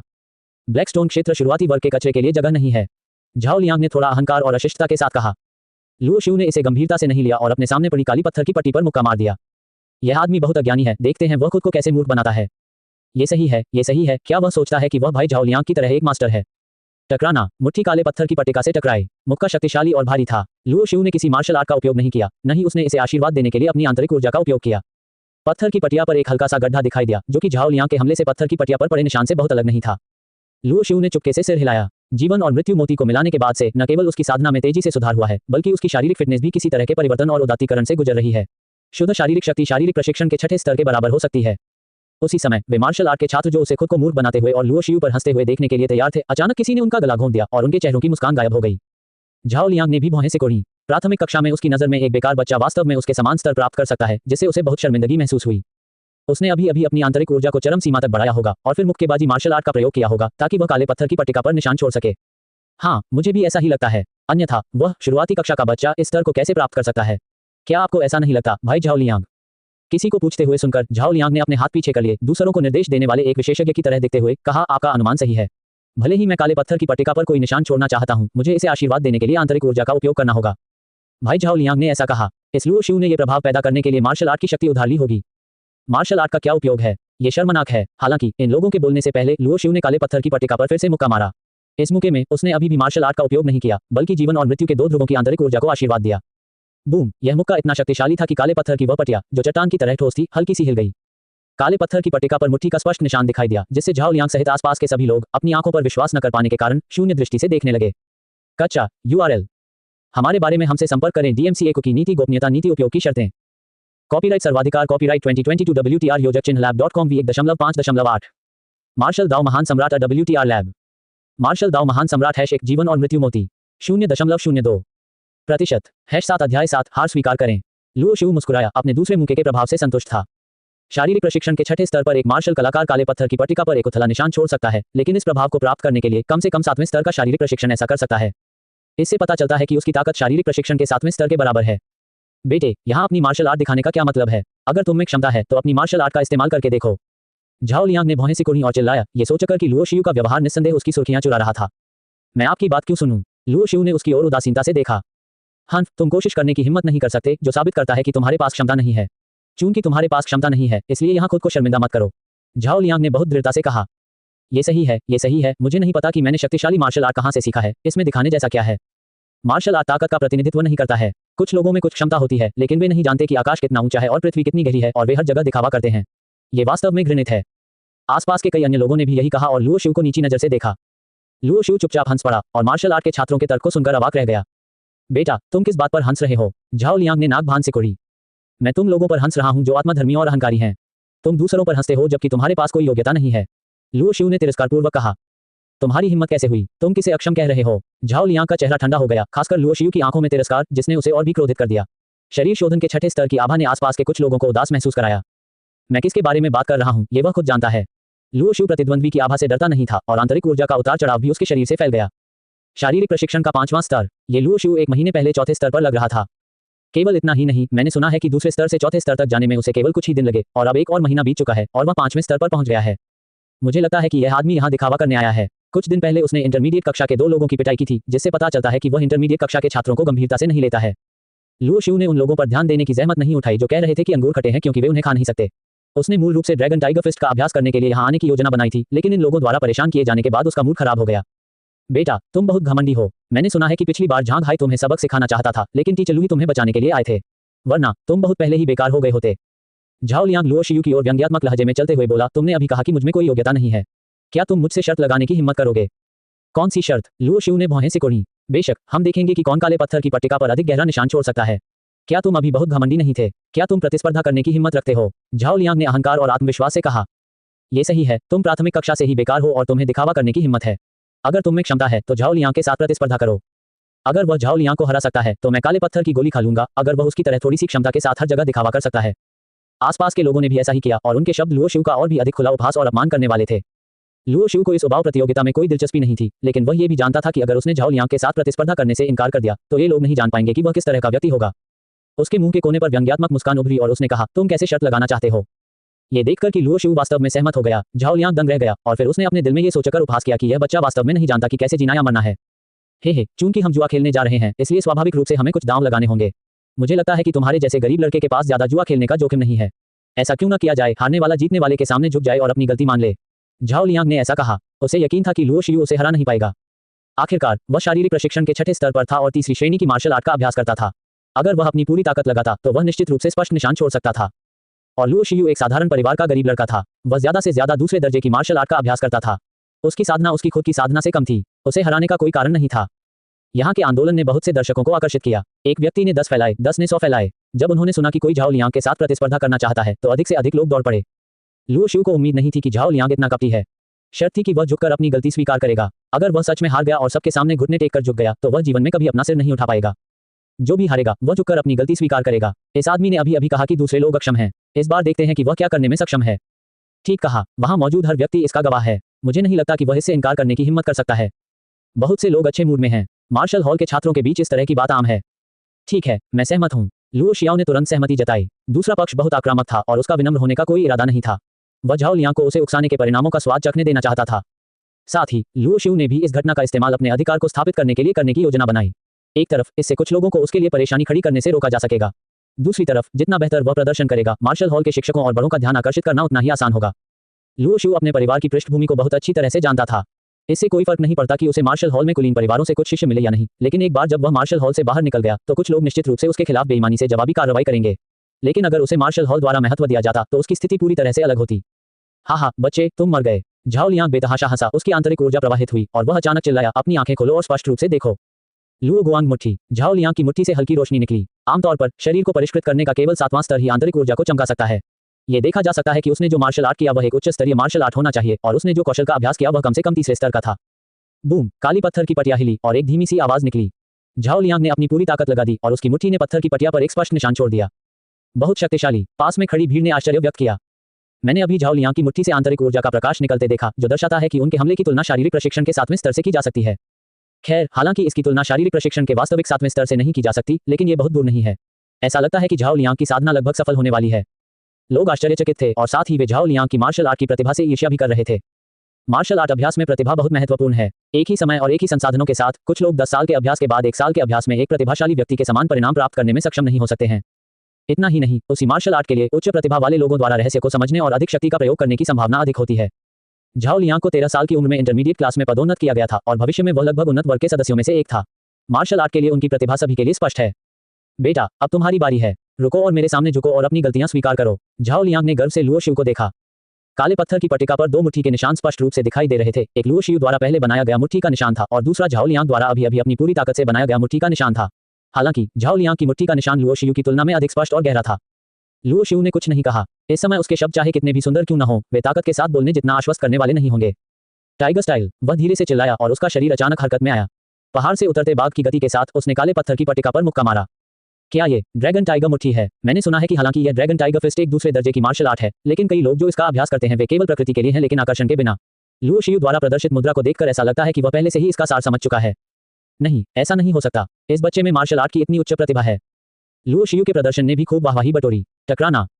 बाघ शैली ने काले पत्थर की पट्टिका पर बमबारी की और भयंकर मुट्ठी की हवा बह गई, जिससे धूल का एक बादल उठ गया जो शक्ति से भरा था। हर कोई इस पल को देख रहा था, ये देखना चाहता था कि लुओ शियू का मुक्का कितना शक्तिशाली था। अगले ही पल चारों ओर सन्नाटा छा गया। ये कैसे संभव है? जब झाओ लियांग ने काले पत्थर की पट्टिका पर मुट्ठी का निशान देखा तो वह दंग रह गया और उसका मूड एक पल में ही खराब हो गया। देखो, लुओ शियू द्वारा छोड़ा गया मुट्ठी का निशान बाघ के सिर के आकार का है, किसी ने कहा। क्या ये सच है? अन्य लोग भी उत्सुकता से देखने लगे। अरे, ये तो सचमुच दहाड़ते हुए बाघ के मुंह के आकार का है। हे भगवान, क्या मैं सही देख रहा हूँ? मैंने सुना है कि केवल ड्रैगन टाइगर मुट्ठी टाइगर शैली के सार को समझने से ही यह प्रभाव प्राप्त किया जा सकता है। ड्रैगन टाइगर फिस्ट की दो शैलियां हैं और एक अन्य शैली है जिसे टेंगलोंग स्टाइल कहा जाता है। मुझे आश्चर्य है कि क्या उसने इसमें महारत हासिल कर ली है। भीड़ ने उत्साहपूर्वक प्रशंसा की। इस समय हर कोई लुओ शियू को तिरस्कार और उपहास के बजाय गहरे सदमे की नजर से देख रहा था। झाओ लियांग भी पूरी तरह से स्तब्ध था। उसने काले पत्थर की पट्टिका पर जो निशान छोड़े थे वे लुओ शियू द्वारा dragon tiger fist tiger style के साथ छोड़े गए बाघ के सिर की मुट्ठी के निशानों से तुलनीय नहीं थे। यह असंभव है। यहाँ तक कि 7वें स्तर के शारीरिक प्रशिक्षण का एक मार्शल कलाकार भी इतनी गहरी मुट्ठी का निशान नहीं बना सकता। झाओ लियांग को इस पर विश्वास नहीं हुआ और उसके होंठ कांपने लगे। इस समय कई मार्शल आर्ट हॉल के छात्र जो मूल रूप से झाओ लियांग की तरफ खड़े थे, उन्होंने उस पर दया की दृष्टि से देखा। इस प्रतियोगिता का विजेता देखा गया है। भाई झाओ लियांग, हमारे पिछले समझौते के अनुसार क्या अब आपको झुकना चाहिए और अपनी गलतियों को स्वीकार करना चाहिए? लुओ शियू ने व्यंग्यात्मक लहजे में कहा। उन्होंने शुरू से ही झाओ लियांग को उकसाया नहीं, लेकिन दूसरे पक्ष को लगा कि उन्होंने उनकी प्रसिद्धि चुरा ली है और वे आक्रामक हो गए हैं, और यहाँ तक कि उन्होंने अपनी गलतियों को स्वीकार करने के लिए लड़ाई का प्रस्ताव भी रखा और उन्हें जीवन भर के लिए बदनाम करने का दृढ़ निश्चय कर लिया। झाओ लियांग को यह भी पता था कि अगर उसने आज सचमुच झुककर अपनी गलतियों को स्वीकार कर लिया तो भले ही भविष्य में उसे उन्नत वर्ग में कुलीन बनने का अवसर मिले, वह निश्चित रूप से मार्शल आर्ट हॉल में हंसी का पात्र बन जाएगा। ज्यादा दूर मत जाओ बच्चे, उपनाम लुओ, झाओ लियांग ने उदास चेहरे के साथ कहा। तुम ही हो जिसने लड़ाई का प्रस्ताव रखा था, क्या तुम अपनी बात से पीछे हटना चाहते हो? हर कोई तुम्हें देख रहा है, लुओ शियू ने व्यंग्य किया। जैसा कि कहा जाता है, जो दूसरों को अपमानित करते हैं वे हमेशा अपमानित होंगे। लुओ शियू अच्छी तरह से जानता था कि अगर उसने आज झाओ लियांग को जाने दिया तो दूसरा पक्ष न केवल उसके प्रति कृतज्ञ नहीं होगा बल्कि उससे नफरत भी करेगा। मार्शल आर्ट में अच्छा होने का मतलब यह नहीं है कि आप मजबूत हैं। बेहतर होगा कि आप अपनी किस्मत को न आजमाएं। झाओ लियांग की आंखें निर्दयी थीं। हाँ लुओ शियू, जब तुम पहले ही जीत चुके हो तो फिर तुम मुझे मजबूर क्यों कर रहे हो? हम सभी मार्शल हॉल के छात्र हैं। हम जल्द या बाद में एक दूसरे से मिलेंगे। यदि आप वास्तव में चाहते हैं कि झाओ लियांग झुके और अपनी गलती स्वीकार करे तो ये बहुत ज्यादा होगा। दर्शकों में से कुछ लोग, जिनके झाओ लियांग के साथ अच्छे संबंध थे, बोलने लगे। लुओ शियू की आंखें ठंडी थीं और वह बात कर रहे लोगों पर झपटा और व्यंग्यात्मक लहजे में कहा, अगर मैं हारा होता तो क्या आप मुझे जाने देते? ये लोग लुओ शियू की नजरों से 2 कदम पीछे हटने से खुद को रोक नहीं पाए। वास्तव में वहां मौजूद हर कोई मूर्ख नहीं था, लेकिन कोई भी लुओ शियू की मदद करने के लिए खड़ा नहीं हुआ, लेकिन वे झाओ लियांग को नाराज नहीं करना चाहते थे।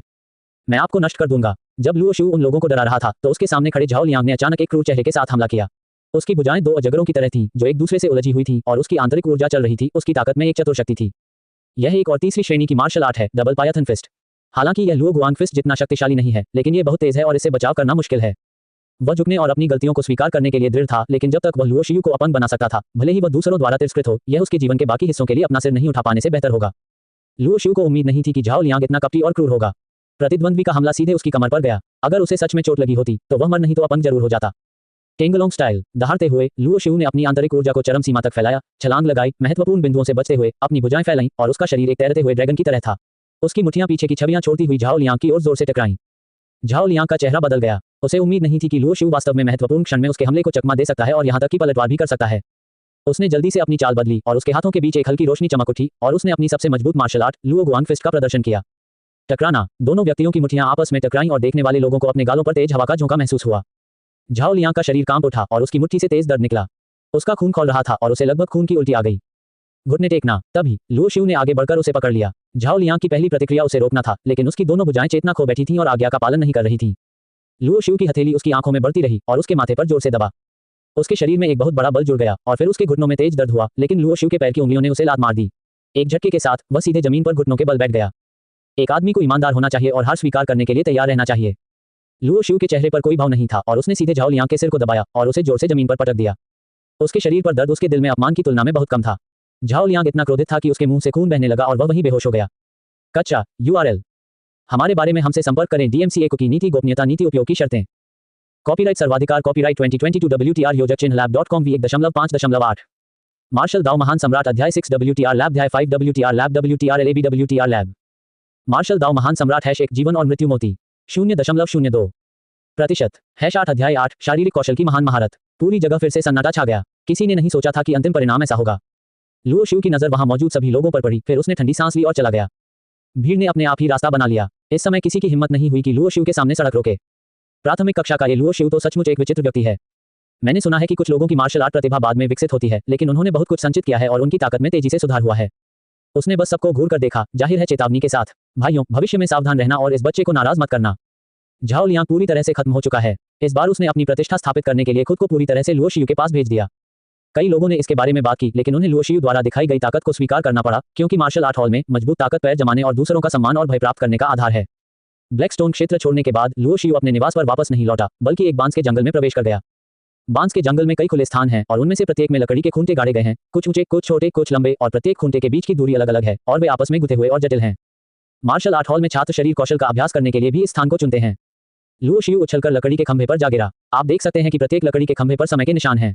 हर साल मार्शल आर्ट हॉल नए छात्रों की भर्ती करेगा और मार्शल आर्ट के लिए तरसने वाले युवाओं के बैच कठिनाइयों के डर के बिना यहां मार्शल आर्ट का अभ्यास करेंगे। केवल वे ही सर्वश्रेष्ठ बन सकते हैं जो कठिनाइयों को सहन करते हैं। जब लुओ शिउ बहुत छोटा था तो उसके पिता ने उसे यह सत्य बताया था। वर्ष की पहली कक्षा में जब उसने मार्शल आर्ट हॉल में प्रवेश किया तो शिक्षक ने भी सभी को यह सत्य बताया। दूसरे दर्जे के शारीरिक कौशल इंच का मेरिडियन रनिंग रूट उसके दिमाग में उभरा। जीवन शिरा आरेख के साथ इसे घटाते और सुधारते समय लुओ शिउ की आकृति भी लकड़ी के खंभे पर तुरंत चली गई। उसके पैर की उंगलियां हल्के से टैप करती थीं और उसका शरीर ऊपर उठता था, छोटे लकड़ी के खंभों से गिरकर लंबे लकड़ी के खंभों पर गिरता था। शुरुआत में उसका शरीर धीमा था और उसे अपने शरीर की हरकतों की लय से परिचित होने की जरूरत थी, लेकिन बाद में वह तेजी से आगे बढ़ता गया। प्लॉप! अचानक उसने एक गलत कदम उठाया, क्योंकि प्रत्येक लकड़ी के खंभे के बीच की दूरी अलग अलग थी। जब गति धीमी थी तब भी वह उसे अच्छी तरह से पकड़ सकता था, लेकिन एक बार गति बढ़ने पर गलतियां करना आसान था। लकड़ी के खंभे से गिरने के बाद लुओ शिउ फिर से कूद गया और अपने शरीर की हरकतों का फिर से अभ्यास किया। अनजाने में ही समय बीतता गया और वह शरीर की क्रियाओं के अभ्यास में डूब गया, मानो किसी मोह में डूबा हुआ हो, लगभग स्वयं को ही भूल गया हो। आंतरिक शक्ति के अलावा मार्शल आर्ट में शारीरिक गतिविधियों के 4 स्तर होते हैं, अर्थात प्रवेश, छोटी सफलता, बड़ी सफलता और पूर्णता। भले ही ये दूसरी श्रेणी की मार्शल आर्ट हो, अगर इसे मामूली सफलता के स्तर तक विकसित किया जा सकता है तो ये तीसरी श्रेणी की मार्शल आर्ट के प्रवेश स्तर के बराबर हो सकती है। प्रमुख सफलता का स्तर मामूली सफलता के बराबर हो सकता है और पूर्ण स्तर तीसरी श्रेणी की मार्शल आर्ट की प्रमुख सफलता के बराबर हो सकता है। इसलिए जब तक वे एक ही स्तर पर न हो, मार्शल आर्ट जितना ऊंचा होगा, शक्ति उतनी ही मजबूत होगी। हालांकि अगर आप निम्न स्तरीय मार्शल आर्ट को उच्च स्तर तक विकसित कर सकते हैं तो कमजोर के साथ मजबूत को हराना मुश्किल नहीं है। ड्रैगन टाइगर फिस्ट को जीवन और मृत्यु मोती द्वारा दी गई सुपर समझ के साथ लुओ शिउ द्वारा महान पूर्णता के लिए विकसित किया गया था, जबकि झाओ लियांग ने 2 तृतीय श्रेणी की मार्शल आर्ट का अभ्यास किया था, लेकिन वह प्रवेश स्तर पर भी महारत हासिल नहीं कर सका, इसलिए वह उसका प्रतिद्वंद्वी नहीं हो सका।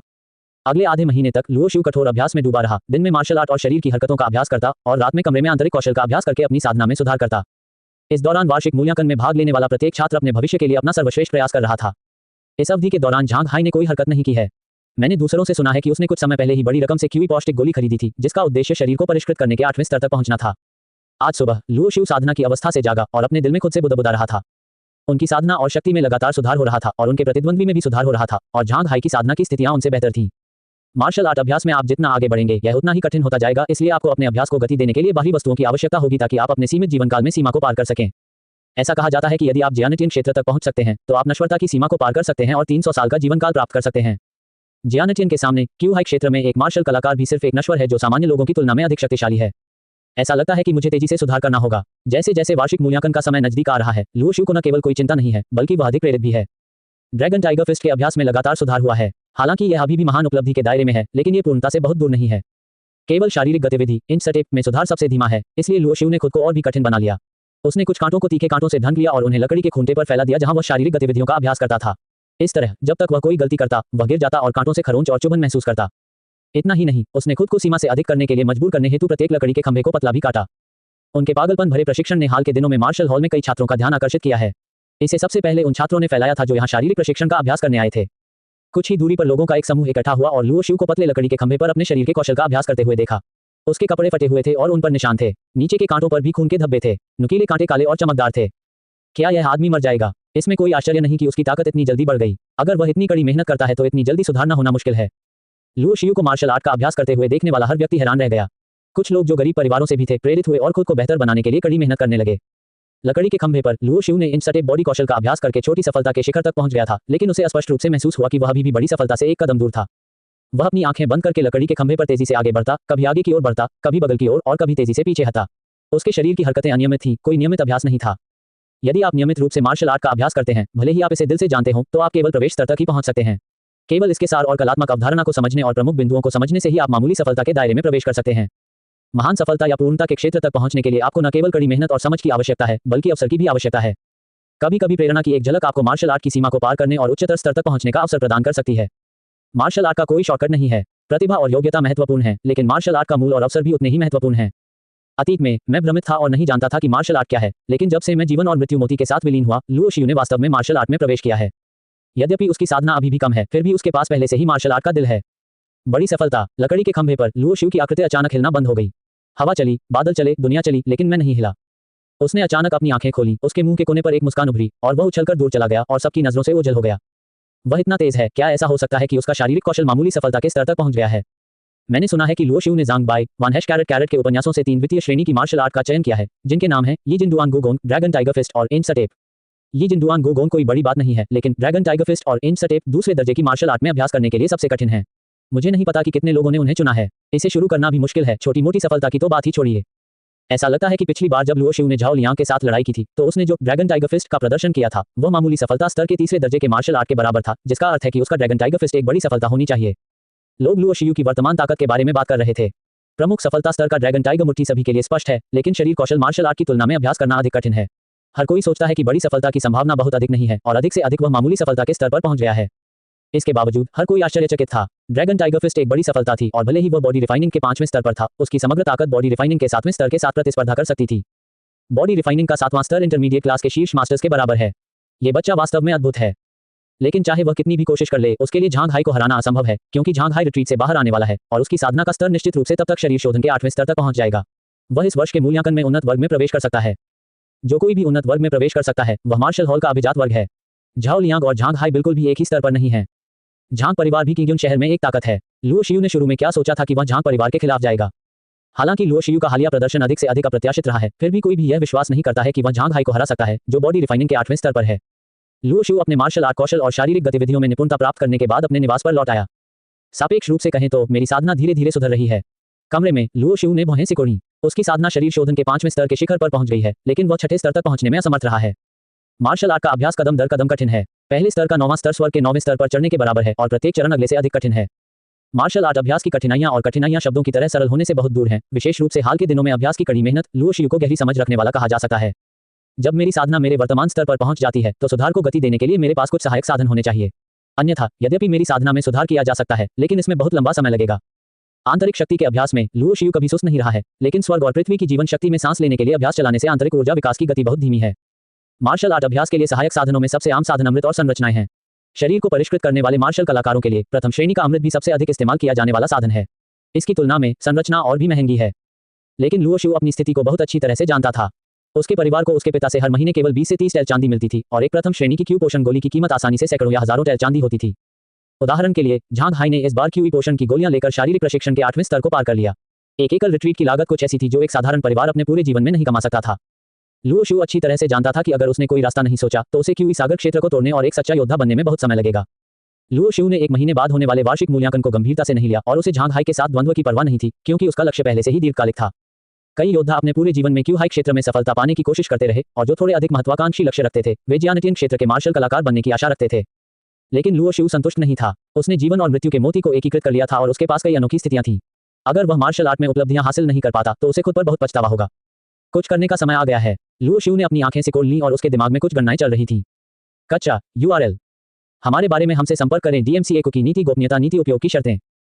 कॉपीराइट सर्वाधिकार, कॉपीराइट 2022 विटिया WTR लैब। मार्शल दाओ महान सम्राट # 1 जीवन और मृत्यु मोती 0.02% #9 अध्याय 9 शिकारी। किंगयुन शहर एक बड़े क्षेत्र में फैला हुआ है और इसकी आबादी लाखों में है। मार्शल हॉल शहर के केंद्र में स्थित है। मार्शल आर्ट का अभ्यास करने के लिए कई जगहें और सुविधाएं हैं, और यह एक बड़े क्षेत्र में फैला हुआ है। मार्शल हॉल का उद्देश्य युवा योद्धाओं को प्रशिक्षित करना और दरबार तथा संप्रदाय के लिए उत्कृष्ट प्रतिभाओं की खोज करना है। सामान्य परिस्थितियों में मार्शल हॉल में रहने वाले छात्र बाहर नहीं जाएंगे जब तक कि वे किंगयुन शहर में रहने वाले छात्र न हों। इस दुनिया में योद्धाओं का महत्वपूर्ण स्थान है, और वास्तव में पैसा कमाने के कई तरीके हैं। उदाहरण के लिए कीमियागर एक बहुत ही लाभदायक पेशा है। सैकड़ों टैल की कीमत वाली आध्यात्मिक दवा कीमियागरों के हाथों में अमृत में बदल जाती है, और उसका मूल्य कई गुना बढ़ जाता है। इसके अलावा फॉर्मेशन मास्टर्स भी हैं, तथा विभिन्न फॉर्मेशन जो खेती, आक्रमण और रक्षा में सहायता करते हैं, वे भी महंगे हैं। योद्धाओं द्वारा उपयोग किए जाने वाले हथियार बनाने वाले कास्टरों की मांग अनगिनत मार्शल आर्ट अभ्यासियों द्वारा की जाती है। ये 3 पेशे निस्संदेह योद्धाओं में सबसे अधिक लाभदायक हैं, लेकिन हर कोई इन तीनों व्यवसायों को नहीं कर सकता। सबसे पहले प्रतिभा, उसके बाद विरासत, और प्रसिद्ध शिक्षकों का मार्गदर्शन और शिक्षण। जहां तक लुओ शिउ को पता है, मार्शल हॉल में अमीर परिवारों के कई छात्र भी हैं जो कीमिया, फॉर्मेशन और कास्टिंग सीखते हैं। मासिक खर्च दसियों हजार टेल है, जो उसके लिए बस एक खगोलीय आंकड़ा है। लेकिन इन 3 व्यवसायों के अलावा अन्य योद्धा जो कोई रास्ता निकालना चाहते हैं, उनका एक और लोकप्रिय पेशा है शिकारी। कई गहरे पहाड़ों और दलदलों में अनगिनत जंगली जानवर और राक्षस हैं। ये जीव मजबूत शरीर के साथ पैदा होते हैं और प्रकृति द्वारा उन्हें आशीर्वाद दिया जाता है। उनके शरीर पर मौजूद कुछ पदार्थों का अपना उपयोग होता है और वे असाधारण मूल्य के होते हैं। शिकारी का पेशा भी इसी कारण अस्तित्व में आया। जंगली जानवरों और राक्षसों का शिकार करने के अलावा आध्यात्मिक दवाएं, कीमती सामग्री, अयस्क और अन्य खजाने भी गहरे पहाड़ों और दलदलों में पाए जा सकते हैं, जो कि कीमियागर, गठन मास्टर्स और कास्टिंग मास्टर्स के लिए भी अच्छी चीजें हैं। किंगड्यून शहर में एक शिकारी संघ है। यदि आप जूनियर शिकारी बनना चाहते हैं, तो न्यूनतम आवश्यकता शरीर शोधन के 5वें स्तर की होनी चाहिए। अतीत में लुओ शियू की ताकत बहुत कमजोर थी, इसलिए उसने कभी इस रास्ते पर जाने के बारे में नहीं सोचा। लेकिन अपनी साधना शक्ति को तेजी से सुधारने के लिए उसके पास एकमात्र रास्ता शिकारी बनना ही है। शिकारी गिल्ड से विभिन्न कार्य स्वीकार कर सकते हैं और उन्हें पूरा करने के बाद बदला ले सकते हैं। वे स्वतंत्र रूप से शिकार करने के लिए दल भी बना सकते हैं। वे जो चीजें पाते हैं उन्हें वे खुद संभाल सकते हैं या उन्हें गिल्ड को बेच सकते हैं। कुछ शक्तिशाली शिकारियों की आय 3 विशेष व्यवसायों से कम नहीं है। हंटर गिल्ड शहर के डाउनटाउन क्षेत्र में स्थित है, जो पूरे किंगड्यून शहर में सबसे अधिक हलचल वाला और समृद्ध क्षेत्र भी है। ऊंची इमारत पर 2 पार की गई तलवारों का प्रतीक है। लुओ शिउ भी पहली बार यहाँ आया था। हॉल बहुत विशाल है, कई योद्धा तलवारें पकड़े हुए हैं, उनका खून मजबूत है और वे खूब बातें करते हैं। इतने सारे स्वामी। लुओ शिउ की आंखों में इन योद्धाओं की जीवन शिराएं साफ दिखाई दे रही हैं। जीवन शिराओं की सांसों के जरिए वह इन लोगों की ताकत को पहचान सकता है। उसने पाया कि यहाँ बहुत से मार्शल आर्टिस्ट थे जो बॉडी रिफाइनिंग के 8वें और 9वें स्तर पर थे। उसके जैसा बच्चा जो बॉडी रिफाइनिंग के 5वें स्तर पर था, वह सिर्फ एक नौसिखिया था जिसने अभी अभी शुरुआत की थी। लुओ शियू ने क्यूई हाई क्षेत्र में कई मार्शल आर्टिस्ट भी देखे। 13 साल की उम्र में लुओ शियू का चेहरा अभी भी थोड़ा अपरिपक्व दिखता था, इसलिए जब वह यहाँ आया तो उसने तुरंत बहुत ध्यान आकर्षित किया। हाँ बच्चे, तुम बहुत नाजुक दिखते हो, लेकिन ये हंटर गिल्ड है। क्या तुम गलत जगह चले गए? 9वें स्तर के शारीरिक प्रशिक्षण के एक मार्शल कलाकार ने लुओ शियू की ओर इशारा किया और हंसा। उसकी छाती पर 2 पार की हुई तलवारों वाला एक बैज था, जो एक शिकारी के रूप में उसकी पहचान का प्रतीक था। मुझे लगता है कि उसे मार्शल हॉल का छात्र होना चाहिए। वह शिकारी बैज के लिए आवेदन करना चाहता है ताकि वह अन्य छात्रों को दिखा सके। हे, शिकारी बैज इतनी आसानी से कैसे मिल सकता है? मुझे लगता है कि यह बच्चा निश्चित रूप से असफल हो जाएगा, शायद वह इसमें मर भी जाए। जरूरी नहीं, हो सकता है ये बच्चा पास हो जाए। झू लाओ बा, क्या आप शर्त लगाना चाहते हैं? लुओ शियू ने इन लोगों को नजरअंदाज कर दिया, लेकिन इस माहौल में वह एक मार्शल आर्ट व्यवसायी की वीरता, स्वतंत्रता और सहजता महसूस कर सकता था। यहाँ हर शिकारी चाकू की धार पर खून चाटने जैसा जीवन जीता है, एक भयंकर और जानलेवा आभा के साथ, लेकिन लुओ शियू डरता नहीं है, बल्कि उत्सुक है। शायद मेरी हड्डियों में एक प्रकार का जुनून और पागलपन है, शायद यही वह जीवन है जो मैं वास्तव में चाहता हूँ। लुओ शियू ने अपनी मुट्ठियां भींच लीं और हंटर हॉल के एक काउंटर की ओर चल दिया। जिस व्यक्ति ने लुओ शियू का स्वागत किया वह एक खूबसूरत महिला थी जिसके चेहरे पर एक पेशेवर मुस्कान थी, लेकिन जब उसने लुओ शियू के युवा चेहरे को देखा तो वह भी दंग रह गई। लेकिन वह जल्दी ही संभल गई और मुस्कुराई। छोटे भाई, मैं आपकी क्या मदद कर सकती हूँ? छोटा भाई। लुओ शियू के चेहरे पर थोड़ी शर्मिंदगी थी, लेकिन उम्र की समस्या ऐसी चीज नहीं थी जिसे वह नियंत्रित कर सके। नमस्ते, मैं शिकारी बनने के लिए आवेदन करना चाहता हूँ, लुओ शियू ने कहा। क्या? सुंदर रिसेप्शनिस्ट फिर से चकित हो गई। छोटे भाई, क्या आप सच में शिकारी बनने के लिए आवेदन करना चाहते हैं? लुओ शियू ने बिना किसी हिचकिचाहट के सिर हिलाया और कहा, मेरा नाम लुओ शियू है। लुओ शियू के हल्के लाल गालों को देखकर सुंदर रिसेप्शनिस्ट अपना मुंह ढकने और हंसने से खुद को रोक नहीं सकी। ठीक है लुओ शियू छोटे भाई। लानत है। खूबसूरत रिसेप्शनिस्ट की छोटी सी शरारत सुनकर लुओ शियू की आंखें घूम गईं। हाँ, शान, तुम इस आदमी की ओर आकर्षित नहीं हो, है ना? शान हमारे किंगड्यून सिटी हंटर्स चैप्टर की सबसे खूबसूरत लड़की है। जो लोग उसका पीछा करना चाहते हैं, वे शहर के दक्षिण से उत्तर तक, शहर के पूर्व से पश्चिम तक लाइन में लग सकते हैं। क्या ऐसा हो सकता है कि उसे युवा घास पसंद है? नहीं, शान, इस आदमी के हाथ पतले और पैर छोटे हैं, वह मेरे जितना मजबूत और विश्वसनीय कैसे हो सकता है? हॉल में मौजूद कई परिचित शिकारियों ने मजाक किया। शान नाम की खूबसूरत रिसेप्शनिस्ट इन लोगों की बात सुनकर शर्मा गई। उसने अपनी आंखें घुमाई और अपने लाल होठों से कहा, अगर तुम मेरे आदमी बनना चाहते हो जियांग शान, तब तक रुको जब तक तुम 4 सितारा शिकारी नहीं बन जाते। हे भगवान, 4 सितारा शिकारी! ऐसा लगता है कि इस जीवन में मेरे पास कोई मौका नहीं है। कई शिकारी छाती पीटते और पैर पटकते हुए हंसते और खेलते थे। अरे, मैं शिकारी बनने के लिए आवेदन करना चाहता हूँ। लुओ शियू ने मेज थपथपाई, उसे लगा कि उसे नजरअंदाज किया गया है। लुओ शियू की हरकतों से हॉल में बैठे शिकारी फिर से हंसने लगे। जियांग शान ने भी लुओ शियू को देखा, अपने चेहरे पर मुस्कान को दूर किया और गंभीरता से कहा, भाई लुओ शियू, शिकारी के लिए आवेदन करना कोई मजाक नहीं है। आपकी व्यक्तिगत सुरक्षा के लिए मुझे आशा है कि आप निर्णय लेने से पहले सावधानी से सोच सकते हैं। क्या शिकारी बनना खतरनाक है? लुओ शियू ने आश्चर्य से पूछा। हाँ, ये बच्चा न केवल एक नौसिखिया है, बल्कि नौसिखियों में सबसे अच्छा भी है। वह सबसे बुनियादी नियम भी नहीं जानता है। घर जाओ और अपना दूध चूसो नौजवान। शिकारी बनना इतना आसान नहीं है। आसपास के शिकारियों से चर्चा करके लुओ शियू ने सीखा कि अगर तुम शिकारी बनना चाहते हो तो सिर्फ साधना की शर्तें पूरी करना ही काफी नहीं है। तुम्हें मूल्यांकन से भी गुजरना होगा। मूल्यांकन की प्रक्रिया में कुछ खतरे होंगे। पर्याप्त शक्ति और साहस के बिना शरीर को निखारने के 7वें स्तर वाला एक मार्शल कलाकार भी मूल्यांकन में सफल नहीं हो पाएगा। मैं मूल्यांकन लेना चाहता हूँ, लुओ शियू ने इसे समझने के बाद दृढ़ता से कहा। मौन। पूरे हंटर गिल्ड का हॉल अचानक शांत हो गया। बेटे, तुम्हें बुखार तो नहीं है? चूंकि 3 साल पहले मार्शल आर्ट हॉल की इंटरमीडिएट कक्षा में शारीरिक प्रशिक्षण के 7वें स्तर का एक छात्र मूल्यांकन में फेल हो गया था और उसकी मृत्यु हो गई थी, इसलिए उन्नत कक्षा में शारीरिक प्रशिक्षण के 8वें स्तर के कुछ छात्रों को छोड़कर जो मूल्यांकन में पास हो सकते हैं, क्या तुम्हें समझ में नहीं आता? हाँ लुओ शियू, तुम अभी भी जवान हो, तुम मूल्यांकन लेने से पहले कुछ साल इंतजार कर सकते हो। खूबसूरत रिसेप्शनिस्ट जियांग शान ने भी राजी किया। इस बार उसने लुओ शियू को छोटा भाई नहीं कहा और उसकी अभिव्यक्ति अधिक गंभीर हो गई। और ज्यादातर शिकारियों के चेहरे पर ठंडक थी। उन्होंने कई लोगों की जिंदगी और मौतें देखी थीं और अब उन्हें हैरानी नहीं होती थी। वहां बहुत ज्यादा सच्चे दिल वाले लोग नहीं थे। शिकारी का मूल्यांकन साधना के बारे में नहीं, बल्कि वास्तविक युद्ध क्षमता के बारे में है। आप एक प्रथम स्तरीय राक्षस का सामना कर रहे हैं, किसी जंगली जानवर का नहीं। जियांग शानशान ने फिर से समझाया।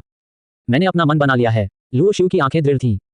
ये बच्चा बहुत जिद्दी है, इसे कोशिश करने दो। एक तगड़े आदमी ने शराब का एक बड़ा घूंट लिया और कहा, जो लांग चुप रहो, तुम उसे मार डालोगे। जियांग शानशान ने उस मजबूत आदमी को घूर कर देखा। जब तक शर्तें पूरी होती हैं तब तक गिल्ड के पास मूल्यांकन के लिए मेरे आवेदन को अस्वीकार करने का कोई कारण नहीं होना चाहिए, है ना? लुओ शिव ने अपनी उंगलियों से मेज को थपथपाया। इसके अलावा क्या आपको इतना यकीन है कि अगर मैं मूल्यांकन के लिए गया तो मैं मर जाऊंगा? हाँ, युवक काफी जिद्दी है, मुझे ये पसंद है। जो लॉन्ग नाम का मजबूत आदमी हंसा। यदि आप मूल्यांकन में पास हो गए तो मैं आपको अपनी टीम में शामिल होने दूंगा। क्या मजाक है, एक बच्चा जिसके बाल भी नहीं बड़े हैं, वह परीक्षा में पास हो सकता है। अगर वह पास हो गया तो मैं अपना सिर मुड़वा लूंगा और उसे गेंद की तरह लात मारने दूंगा। दूसरी तरफ हल्की दाढ़ी वाले एक आदमी ने तिरस्कारपूर्वक कहा, जो लांग, क्या तुम ये शर्त लगाने की हिम्मत रखते हो? हल्की दाढ़ी वाले आदमी ने ऊंची आवाज में कहा। लानत है, गोहुजी, तुम्हारा क्या मतलब है? जो लांग ने अपनी आंखें चौड़ी करके दहाड़ते हुए कहा। जीवन शिराओं के बारे में लुओ शिव की धारणा के अनुसार जो लॉन्ग और गोहुजी की साधना क्यूई सागर क्षेत्र में होनी चाहिए। ये तथ्य कि ये दोनों लोग अपने स्वयं के मूल्यांकन के मुद्दों पर लड़ रहे थे, कुछ ऐसा था जिसकी उसने कभी उम्मीद नहीं की थी। लेकिन कोई बात नहीं, लुओ शिव के लिए शिकारी बनना अनिवार्य है, क्योंकि चाहे कार्य स्वीकार करना हो या गिल्ड में वस्तुओं को खरीदना और बेचना हो, एक शिकारी बनना ही होगा। लुओ शिव के बार बार आग्रह के कारण जियांग शानशान ने कागज के कई टुकड़े निकाले, जिनमें से एक मूल्यांकन के लिए आवेदन पत्र था और उसे अपनी संबंधित जानकारी भरनी थी। कागज के अन्य टुकड़े एक अनुबंध थे, जिसका मोटे तौर पर मतलब था कि यदि आवेदक को मूल्यांकन के दौरान कोई दुर्घटना होती है तो हंटर गिल्ड जिम्मेदार नहीं होगा। लुओ शिव ने संकोच नहीं किया। उसे विश्वास था कि वह अपनी ताकत से मूल्यांकन पास कर सकता है। अन्यथा अगर वह इस स्तर की परीक्षा भी पास नहीं कर सका तो वह भविष्य में मार्शल आर्ट के उच्च स्तर तक कैसे पहुंच सकता है? कलम के एक झटके से लुओ शिव ने अपने नाम पर हस्ताक्षर कर दिए और फिर हंटर गिल्ड का एक रिसेप्शनिस्ट लुओ शिव को मूल्यांकन स्थल पर ले गया। मैं शर्त लगाता हूं कि यह बच्चा निश्चित रूप से मूल्यांकन में पास नहीं होगा। हॉल में गोहुजी ने मेज पर जोर से धक्का मारा। जो लॉन्ग को घूरते हुए चिल्लाया और कहा, जो लॉन्ग, क्या तुमने शर्त लगाने की हिम्मत की है? दोनों की टीम छोटी है और वे सप्ताह के दिनों में एक दूसरे को पसंद नहीं करते और अक्सर एक दूसरे से भिड़ जाते हैं। इतने सारे लोगों की मौजूदगी में अपने पुराने प्रतिद्वंद्वी गोहुजी को इतना घमंडी देखकर जो लॉन्ग भी थोड़ा नाराज हुआ। वह खड़ा हुआ और स्टूल को लात मारकर दूर फेंक दिया और गुस्से से बोला, मैं तुम्हारे साथ शर्त लगाता हूं। कच्चा URL हमारे बारे में हमसे संपर्क करें। DMCA को की नीति गोपनीयता नीति उपयोग की शर्तें। कॉपीराइट सर्वाधिकार कॉपीराइट 2022 WTR योजक चिन्ह lab.com v1.5.8 मार्शल दाओ महान सम्राट WTR लैब। मार्शल दाओ महान सम्राट #1 जीवन और मृत्यु मोती 0.02% #10 अध्याय 10 व्यवहारिक मूल्यांकन। युवा लोग आवेगशील होते हैं, मेरे साथ आओ। सफेद लबादा पहने बूढ़े व्यक्ति ने लुओ शिव को मूल्यांकन स्थल तक ले गया।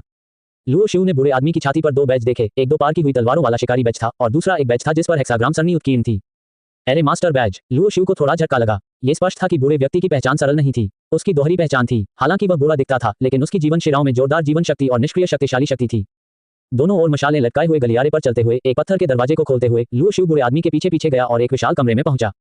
इस कमरे की जमीन पर कुछ अजीब पैटर्न उकेरे गए थे, जो भूत चित्रों की तरह लंबवत और क्षैतिज रूप से जुड़े हुए थे, और ऐसा लग रहा था कि कोई पैटर्न नहीं है। कमरे के बीच में लगभग 2 फुट ऊंचा एक पत्थर का चबूतरा था। लुओ शिव के पूछने का इंतजार किए बिना सफेद लबादे वाले बूढ़े व्यक्ति ने कहा, यहीं पर मूल्यांकन है। अगर आप मूल्यांकन में पास नहीं होते हैं तो फॉर्मेशन खोलने के लिए शुल्क का भुगतान करना याद रखें। फी। लुओ शिव दंग रह गया। क्या आपको लगता है कि संरचना को आकस्मिक रूप से खोला जा सकता है? पहले स्तर के शिकारी के मूल्यांकन के लिए युवानिकी स्टोन के एक टुकड़े की आवश्यकता होती है। यदि आप पास हो जाते हैं तो शिकारी गिल्ड इसके लिए भुगतान करेगा। यदि आप असफल होते हैं तो आपको युवानिकी स्टोन के एक टुकड़े के लिए शुल्क का भुगतान करना होगा। सफेद लबादे वाले बूढ़े व्यक्ति ने समझाया। लुओ शिव ने युवानिकी पत्थर के बारे में सुना था। यह एक प्रकार का अयस्क है जिसमें स्वर्ग और पृथ्वी की अत्यधिक संघनित युवानिकी होती है। योद्धा सीधे खेती के लिए अंदर युवानिकी को अवशोषित कर सकते हैं और इसका प्रभाव स्वर्ग और पृथ्वी के बीच अल्प युवानिकी को निगलने और थूकने से कहीं अधिक महत्वपूर्ण है। यह एक युवानिकी स्टोन की कीमत कितनी है? लुओ शिव को इस बात का अफसोस हुआ कि उसने खूबसूरत रिसेप्शनिस्ट द्वारा दिए गए अनुबंध को ठीक से नहीं देखा, इसलिए उसे नहीं पता था कि इसके लिए कोई शुल्क देना होगा। 500 तैल चांदी। हिस, इतना महंगा? लुओ शिव चौंक गया। यह रकम निस्संदेह उसके लिए एक खगोलीय आंकड़ा था। सफेद लबादे में बूढ़े व्यक्ति ने लुओ शिव की ओर देखा और मुस्कुराते हुए कहा, यदि आपको यकीन नहीं है तो अब वापस जाने में देर नहीं हुई है। 500 तैल चांदी की कीमत ने लुओ शिव को इस पर विचार करने के लिए मजबूर कर दिया, इसलिए उसने पूछा, मैं मूल्यांकन की विशिष्ट सामग्री जानना चाहता हूं। आप मूल्यांकन की विषय वस्तु को जाने बिना यहां आने का साहस करते हैं। आपको क्या लगता है कि हंटर गिल्ड क्या है? आप कैसे खिलवाड़ कर सकते हैं? सफेद लबादे वाले बूढ़े आदमी ने तुरंत अपनी दाढ़ी उड़ाई और गुस्से से कहा, चूंकि तुम जवान हो इसलिए मैं तुम्हारे साथ परेशान नहीं होऊंगा। वापस जाओ और अच्छे से अभ्यास करो। हालांकि दूसरे पक्ष ने अशिष्टता से बात की, लेकिन लुओ शिव को गुस्सा नहीं आया। आखिरकार वह वास्तव में शिकारी के आकलन के बारे में कुछ नहीं जानता था। अभी हॉल में मैंने उन दूसरे शिकारियों से थोड़ी बहुत जानकारी ली। ऐसा लगता है कि वे पहले स्तर के राक्षस से सीधे लड़ने जा रहे हैं, लेकिन इस कमरे में राक्षस कहाँ है? लुओ शिव को इधर उधर देखते हुए सफेद लबादे में बूढ़े व्यक्ति ने शांति से कहा, राक्षस संरचना खुलने के बाद दिखाई देंगे। पहले स्तर के शिकारी का आकलन 3 पहले स्तर के राक्षसों को स्वतंत्र रूप से मारना है। राक्षस जंगली जानवरों से अलग होते हैं। सबसे निचले स्तर के प्रथम स्तर के राक्षस मानव 5वें स्तर के मार्शल कलाकारों जितने ही शक्तिशाली होते हैं। लेकिन असली ताकत का प्रदर्शन अभी भी युद्ध में ही करना होता है। एक मार्शल कलाकार जो 5वें स्तर का मार्शल कलाकार भी है और जिसे लड़ाई का कोई अनुभव नहीं है, वह राक्षसों से मुकाबला करने में असमर्थ है। 3 प्रथम स्तर के राक्षस। मुझे ये करने में सक्षम होना चाहिए, लुओ जियू ने कहा। सफेद लबादा पहने बूढ़े आदमी ने ज्यादा कुछ नहीं कहा, कमरे के बीच में पत्थर के मंच की ओर इशारा करते हुए कहा, आप इस पर खड़े हो सकते हैं। लुओ शियू ने सिर हिलाया और पत्थर के मंच पर खड़ा हो गया। जब मैं संरचना खोलूंगा तो तुम संरचना के अंदर बने वातावरण में प्रवेश करोगे और जो कुछ भी तुम सामना करोगे वह मूल रूप से वास्तविकता के समान ही होगा। यदि तुम्हें लगता है कि तुम पकड़ नहीं सकते तो इसे जबरदस्ती न करना सबसे अच्छा है। जब तक तुम इसके बारे में सोचते हो तुम 3 सांसों के भीतर संरचना से बाहर निकल सकते हो। सफेद लबादे में बूढ़े आदमी ने कहा। 3 सांसें कम लग सकती हैं, लेकिन जीवन मरण के संघर्ष में बहुत कुछ हो सकता है। मूल्यांकन में मारे गए या घायल हुए कई लोग भी इसी छोटी सी अवधि में मारे गए। चलो शुरू करते हैं। लुओ शियू ने एक गहरी सांस ली और अपनी स्थिति को सबसे अच्छे तरीके से समायोजित किया। सफेद लबादे में बूढ़े आदमी ने अपना हाथ घुमाया और हथेली के आकार का एक पत्थर निकाला जिससे हल्की सफेद रोशनी निकल रही थी। वह सरणी पैटर्न में एक गड्ढे में चला गया और युवानिकी पत्थर को उसमें डाल दिया। बस कमरे के फर्श पर बनी आकृतियों पर एक हल्की रोशनी चमकी और फिर सारी रोशनी उस पत्थर के मंच की ओर इकट्ठी हो गई जहां लुओ शियू खड़ा था। तभी लुओ शियू को लगा कि उसके सामने की स्थिति लगातार बदल रही है, वातावरण बदल रहा है और वह एक पिंजरे जैसे गुप्त कमरे में प्रकट हुआ। गर्जन, एक सफेद रोशनी चमकी और उससे 10 मीटर से अधिक दूरी पर 3 क्रूर राक्षस प्रकट हुए। उनके शरीर पर भूरे बाल थे, आंखें लाल थीं और वे जंगली भेड़ियों के समान थे, लेकिन उनके शरीर भेड़ियों की तुलना में बहुत बड़े थे और उनके पंजे चाकू की तरह तीखे थे और उनके नुकीले दांतों से ठंडी रोशनी निकलती थी। लोहे की पीठ वाला राक्षसी भेड़िया। हालांकि लुओ शियू ने कभी राक्षसी जानवर नहीं देखा था, लेकिन वह किताबों से इसके बारे में थोड़ा जानता था। इसकी विशेषताओं से वह इस राक्षसी जानवर की उत्पत्ति बता सकता था। इस निम्न स्तर के राक्षसी भेड़िए को आयरनबैक कहा जाता है, जिसका अर्थ है कि इसकी पीठ की हड्डियां लोहे और पत्थर की तरह कठोर हैं। कोई जीवन शिरा नहीं। लुओ शियू ने भौहें सिकोड़ी और उसने गौर से देखा, केवल ये जानने के लिए कि 3 लोहे की पीठ वाले राक्षस भेड़ियों में कोई जीवन शिरा नहीं थी और वे पूरी तरह से महत्वपूर्ण ऊर्जा से संघनित थे। यह स्वाभाविक रूप से गठन के कारण था और यह वास्तविक जीवन को पूरी तरह से परिवर्तित नहीं कर सका। लुओ शियू के भौहें सिकोड़ने का कारण यह था कि इस वातावरण में वह जीवन शिराओं को नुकसान पहुंचाने की अपनी क्षमता का उपयोग नहीं कर सकता था। 3 लोहे की पीठ वाले राक्षस भेड़ियों का सामना करते हुए लुओ शियू घबराया नहीं था, बल्कि थोड़ा उत्साहित भी था। उसने अपने होठों को चाटा, आक्रमण का इशारा किया और अपने आप से कहा, इससे कोई फर्क नहीं पड़ता कि मुझ पर प्रतिबंध है या नहीं, यह मेरी असली ताकत को दर्शा सकता है। इस समय 3 लोहे की पीठ वाले राक्षस भेड़िए पहले से ही बहुत भयंकर गति के साथ उसकी ओर दौड़ रहे थे। यद्यपि यह संरचना संपूर्ण जीवन रूप की व्याख्या नहीं कर सकती, परंतु यह इस राक्षस जानवर की आदतों और आक्रमण के तरीकों को दर्शा सकती है। चलो भी। लुओ शियू के कदम थोड़े आगे बढ़ गए और उसके महान इंच कदम शरीर कौशल लगभग सहज थे और वह सीधे 2 लोहे की पीठ वाले राक्षस भेड़ियों के हमले से बच गया। ड्रैगन टाइगर मुट्ठी टाइगर शैली। उसने अपनी हरकतों में कोई रुकावट नहीं की और अपनी आंतरिक ऊर्जा को अपनी मुट्ठियों में भर लिया और तीसरे राक्षस भेड़िए के पेट में जोरदार प्रहार किया। राक्षस जानवर यह भी जानता था कि लड़ाई के दौरान अपने महत्वपूर्ण बिंदुओं से कैसे बचना है। राक्षस भेड़िया अचानक झुक गया और अपनी सबसे मजबूत पीठ को लुओ शियू के हमले के लिए उजागर कर दिया। टकराना। राक्षस भेड़िया लुओ शियू के घूंसे से सीधे उड़ गया और फिर उसका शरीर मध्य हवा में सफेद रोशनी के एक टुकड़े में फट गया। यद्यपि इसे आयरन बैक के रूप में जाना जाता है, पीठ में सबसे मजबूत रक्षा है, लेकिन ये केवल सापेक्ष है। महान उपलब्धि क्षेत्र में लुओ शियू के ड्रैगन टाइगर मुट्ठी की तुलना शरीर के प्रशिक्षण के 7वें स्तर पर एक मार्शल कलाकार के पूर्ण शक्ति हमले के साथ की जा सकती है, जो मृत्यु आंतरिक ऊर्जा की विनाशकारी शक्ति के साथ मिलकर एक मुक्का मार सकती है। हालांकि लुओ शियू भी अच्छा महसूस नहीं कर रहा था। तेज झटके से उसकी दाहिनी मुट्ठी की हड्डियां टूट गई थीं और उसे बहुत दर्द हो रहा था। इस समय अन्य 2 लौह पीठ वाले दानव भेड़िए फिर से निडर होकर उस पर झपट पड़े और मछली जैसी हवा उसके चेहरे पर बहने लगी। जीवन क्यूई। जीवन और मृत्यु की 2 चरम सीमाओं की आंतरिक क्यूई शरीर में अपने गुणों को रूपांतरित करती है और समृद्ध जीवन शक्ति मुट्ठी में प्रवाहित होती है। जीवन नसों की मरम्मत करती है और टूटी हुई हड्डियां भी जल्दी ठीक हो जाती हैं। इंस्टाटेप बॉडी तकनीक के प्रयोग से लुओ शियू ने 2 लोहे की पीठ वाले राक्षस भेड़ियों के हमले को आसानी से टाल दिया। टेंगलोंग स्टाइल। शरीर में आंतरिक क्यूई 2 धाराओं में विभाजित होती है। एक जीवन क्यूई को जीवन शिराओं की मरम्मत के लिए परिवर्तित करती है और दूसरी शत्रु को मारने के लिए मार्शल आर्ट करने हेतु मृत्यु क्यूई में परिवर्तित होती है। बूम। एक और लोहे की पीठ वाला राक्षस भेड़िया सफेद रोशनी में फट गया और उसका सिर लुओ शियू के मुंह से उड़ गया। पहले स्तर का राक्षस जानवर बिल्कुल ऐसा ही होता है। लुओ शियू ने अपनी आंखें सिकोड़ लीं और आखिरी बचे राक्षस भेड़िए को घूरते हुए अपने मुंह के कोने पर एक हल्का सा चाप बनाते हुए खुद से बुदबुदाया, इसका इस्तेमाल मेरी इंस्टाटेप बॉडी तकनीक को निखारने के लिए किया जा सकता है। लोहे की पीठ वाले राक्षस भेड़िए ने उस पर हमला किया और इस बार लुओ शियू ने उसे बलपूर्वक नहीं मारा, बल्कि अपने हाथों को अपनी पीठ के पीछे रखा और राक्षस भेड़िए के हमले से बचने के लिए इंस्टाटेप बॉडी तकनीक का इस्तेमाल किया। राक्षस भेड़िए ने तेजी से हमला किया, झपटा मारा, काटा और पंजों से हमला किया, वह भी लगातार और लगभग बिना रुके। लेकिन लुओ शियू की हरकतें तेज थीं। आधे घंटे के बाद आयरनबैक डेमन वुल्फ उसके कपड़ों को छूने में असमर्थ था। ये वास्तव में उबाऊ है। ऐसा लगता है कि अगर मैं अपने शरीर कौशल में सुधार करना जारी रखना चाहता हूं तो प्रशिक्षण का ये स्तर पर्याप्त नहीं है। यद्यपि आधे घंटे तक शारीरिक कौशल का अभ्यास करने का प्रभाव केवल लकड़ी के डंडों से अभ्यास करने से बेहतर है, लेकिन ये बहुत स्पष्ट नहीं है और प्रगति बहुत कम है। टकराना। एक जोरदार मुक्का मारा गया ठीक उसी समय जब आयरनबैक डेमन वुल्फ ने हमला किया था और उसके पास प्रतिक्रिया करने का कोई समय नहीं था। लुओ शियू के मुंह से कठोर खोपड़ी चकनाचूर हो गई और डेमन वुल्फ गायब हो गया, सफेद रोशनी में बदल गया और इधर उधर तैरने लगा। चले जाओ। परीक्षा पास करने के बाद लुओ शियू ने अपना मुंह खोला और आसपास के लोगों से कहा। उसके आसपास का दृश्य बदलने लगा। 3 सांसों में लुओ शियू संरचना से अलग हो गया और अभी भी पत्थर के मंच पर खड़ा था, जैसे कि वह कभी हिला ही नहीं था। जैसे ही लुओ शियू बाहर आया, उसने सफेद लबादे में उस बूढ़े आदमी को देखा जो उसे परीक्षण के लिए लाया था। उसने देखा कि दूसरा पक्ष उसे आश्चर्य से देख रहा था। अच्छा लड़का, मैं तुम्हारे बारे में गलत था। तुम्हारी ताकत शरीर के शोधन के 7वें स्तर के बराबर है। सफेद लबादे में बूढ़े आदमी ने कहा। वह था जिसने यहाँ गठन की व्यवस्था की थी, इसलिए वह गठन के माहौल में लुओ शियू द्वारा अनुभव की गई हर चीज को देख सकता था। लुओ शियू ने शर्मिंदगी से अपना सिर खुजलाया, उसे समझ नहीं आ रहा था कि क्या कहे। लेकिन तुम बच्चे घमंडी और आत्मसंतुष्ट मत बनो। पूरे युनलॉन्ग काउंटी की बात तो दूर, यहाँ तक कि किग्यून शहर में भी शरीर को निखारने का 5वां स्तर कुछ भी नहीं है। तुम्हें अभी भी लंबा रास्ता तय करना है। सफेद लबादे में बूढ़े आदमी ने मुस्कुराते हुए कहा। वरिष्ठ की शिक्षाओं को याद रखो। लुओ शियू ने कहा, ठीक है, आप शिकारी बैज लेने के लिए हॉल में जा सकते हैं। सफेद लबादे में बूढ़े व्यक्ति ने लुओ शियू के आवेदन पत्र पर एक नाम पर हस्ताक्षर किए और फिर आवेदन पत्र लुओ शियू को सौंप दिया।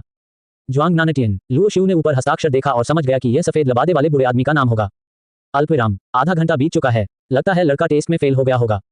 हाँ, शायद वह वहां मर गया है। भले ही वह मरा न हो, लेकिन परीक्षण में हाथ और पैर टूटना बहुत आम बात है। हॉल में दोनों पक्ष एक दूसरे के आमने सामने हुए और गुओ हुजी के पक्ष के सभी लोगों में जीतने का दृढ़ संकल्प दिखाई दिया। दूसरी ओर जोऊ लॉन्ग के पक्ष के लोगों के चेहरे उदास थे। उन्होंने मूल्यांकन के लिए लुओ शियू के आवेदन को एक शर्त के रूप में इस्तेमाल किया था और दोनों पक्षों के दांव 1000 टैल चांदी के बराबर थे। 1000 टैल चांदी एक क्यू हाई क्षेत्र के योद्धा के लिए कोई छोटी रकम नहीं थी और इसे कमाने में कम से कम 10 दिन या आधा महीना लग जाता था। लेकिन जोऊ लॉन्ग को सबसे ज्यादा परवाह चांदी की नहीं, बल्कि अपने चेहरे की थी। वह किंग्युन शहर के शिकारियों के बीच भी एक जाना माना नाम था। गुओ हुजी, इतना घमंड मत करो। अगर वह छोटा भाई वास्तव में मूल्यांकन में पास हो जाता है तो मुझे नहीं पता कि तुम अपना कुत्ता चेहरा कहाँ रखोगे। जोऊ लॉन्ग ने एक खर्राटे के साथ कहा। मैं अब भी यही कहता हूँ, अगर वह सचमुच पास हो गया तो मैं गुओ हुजी अपना सिर मोड़ लूंगा और उसे गेंद की तरह किक मारने दूंगा। गुओ हुजी ने बिना कोई कमजोरी दिखाई दहाड़ लगाई। वह बाहर आ रहा है। तभी किसी ने मूल्यांकन स्थल की ओर जाने वाले मार्ग की ओर इशारा किया। सभी ने आवाज की दिशा में देखा और देखा कि लुओ शियू हाथ में आवेदन पत्र लेकर काउंटर की ओर जा रहा था। भीड़ की चौकस निगाहों के नीचे लुओ शियू काउंटर पर गया, आवेदन पत्र को अपनी हथेली के नीचे पटक दिया और मुस्कुराते हुए जियांग शानशान को देखा। छोटे भाई, तुम घायल नहीं लग रहे हो। क्या तुमने हार मान ली और मूल्यांकन में भाग नहीं लिया? जियांग शानशान ने लुओ शियू को देखा और मुस्कुराते हुए कहा। मैं कहता हूँ, सुंदर लड़की, अगर मैं मूल्यांकन में पास हो गया तो क्या होगा? लुओ शियू भी मुस्कुराया। वास्तव में वह ये भी जानता था कि जियांग शानशान ने उसे अपने भले के लिए राजी किया था। उसे बस लगा कि यह महिला दिलचस्प है। शायद हंटर गिल्ड हॉल के माहौल से प्रभावित होकर उसका व्यक्तित्व भी शांत हो गया है। जोऊ लॉन्ग और गुओ हुजी दोनों पक्षों के लोगों ने भी यहाँ की गतिविधियों पर ध्यान दिया और वे वास्तव में जानना चाहते थे कि अंतिम परिणाम क्या होगा। जियांग शानशान ने लुओ शियू की ओर आंखें घुमाई, उसके लाल होठों पर अपनी उंगली उठाई और मुस्कुराई। छोटे भाई, मैं तुम्हारे बारे में कुछ भी बुरा नहीं कह रही हूँ। 5वें स्तर के मार्शल कलाकार के मूल्यांकन में पास होने की संभावना 10% से भी कम है। अगर तुम वाकई मूल्यांकन में पास हो सकते हो तो मैं तुम्हारा पीछा क्यों ना करूं? पफ। हॉल में शराब पी रहे कई लोगों ने जब ये सुना तो उनके मुंह से शराब निकल गई और वे सभी दंग रह गए। अरे, मुझे इतनी अच्छी किस्मत क्यों नहीं मिली कि मैं खूबसूरत शानशान को मेरा पीछा करने दूं? ये बहुत अनुचित है। क्या शानशान वास्तव में इस लड़के को पसंद करता है और छोटे बच्चों को भी? लानत है, मैं इस लड़के को श्राप देता हूं कि यह परीक्षा में पास नहीं होगा। हॉल में मौजूद लोगों ने भी ऐसा ही किया और कहा, बेटा जल्दी करो, क्या तुम पास हो गए? लुओ शियू मुस्कुराया और आवेदन पत्र से अपना हाथ हटा लिया। सुंदरता, याद है तुमने अभी क्या कहा था?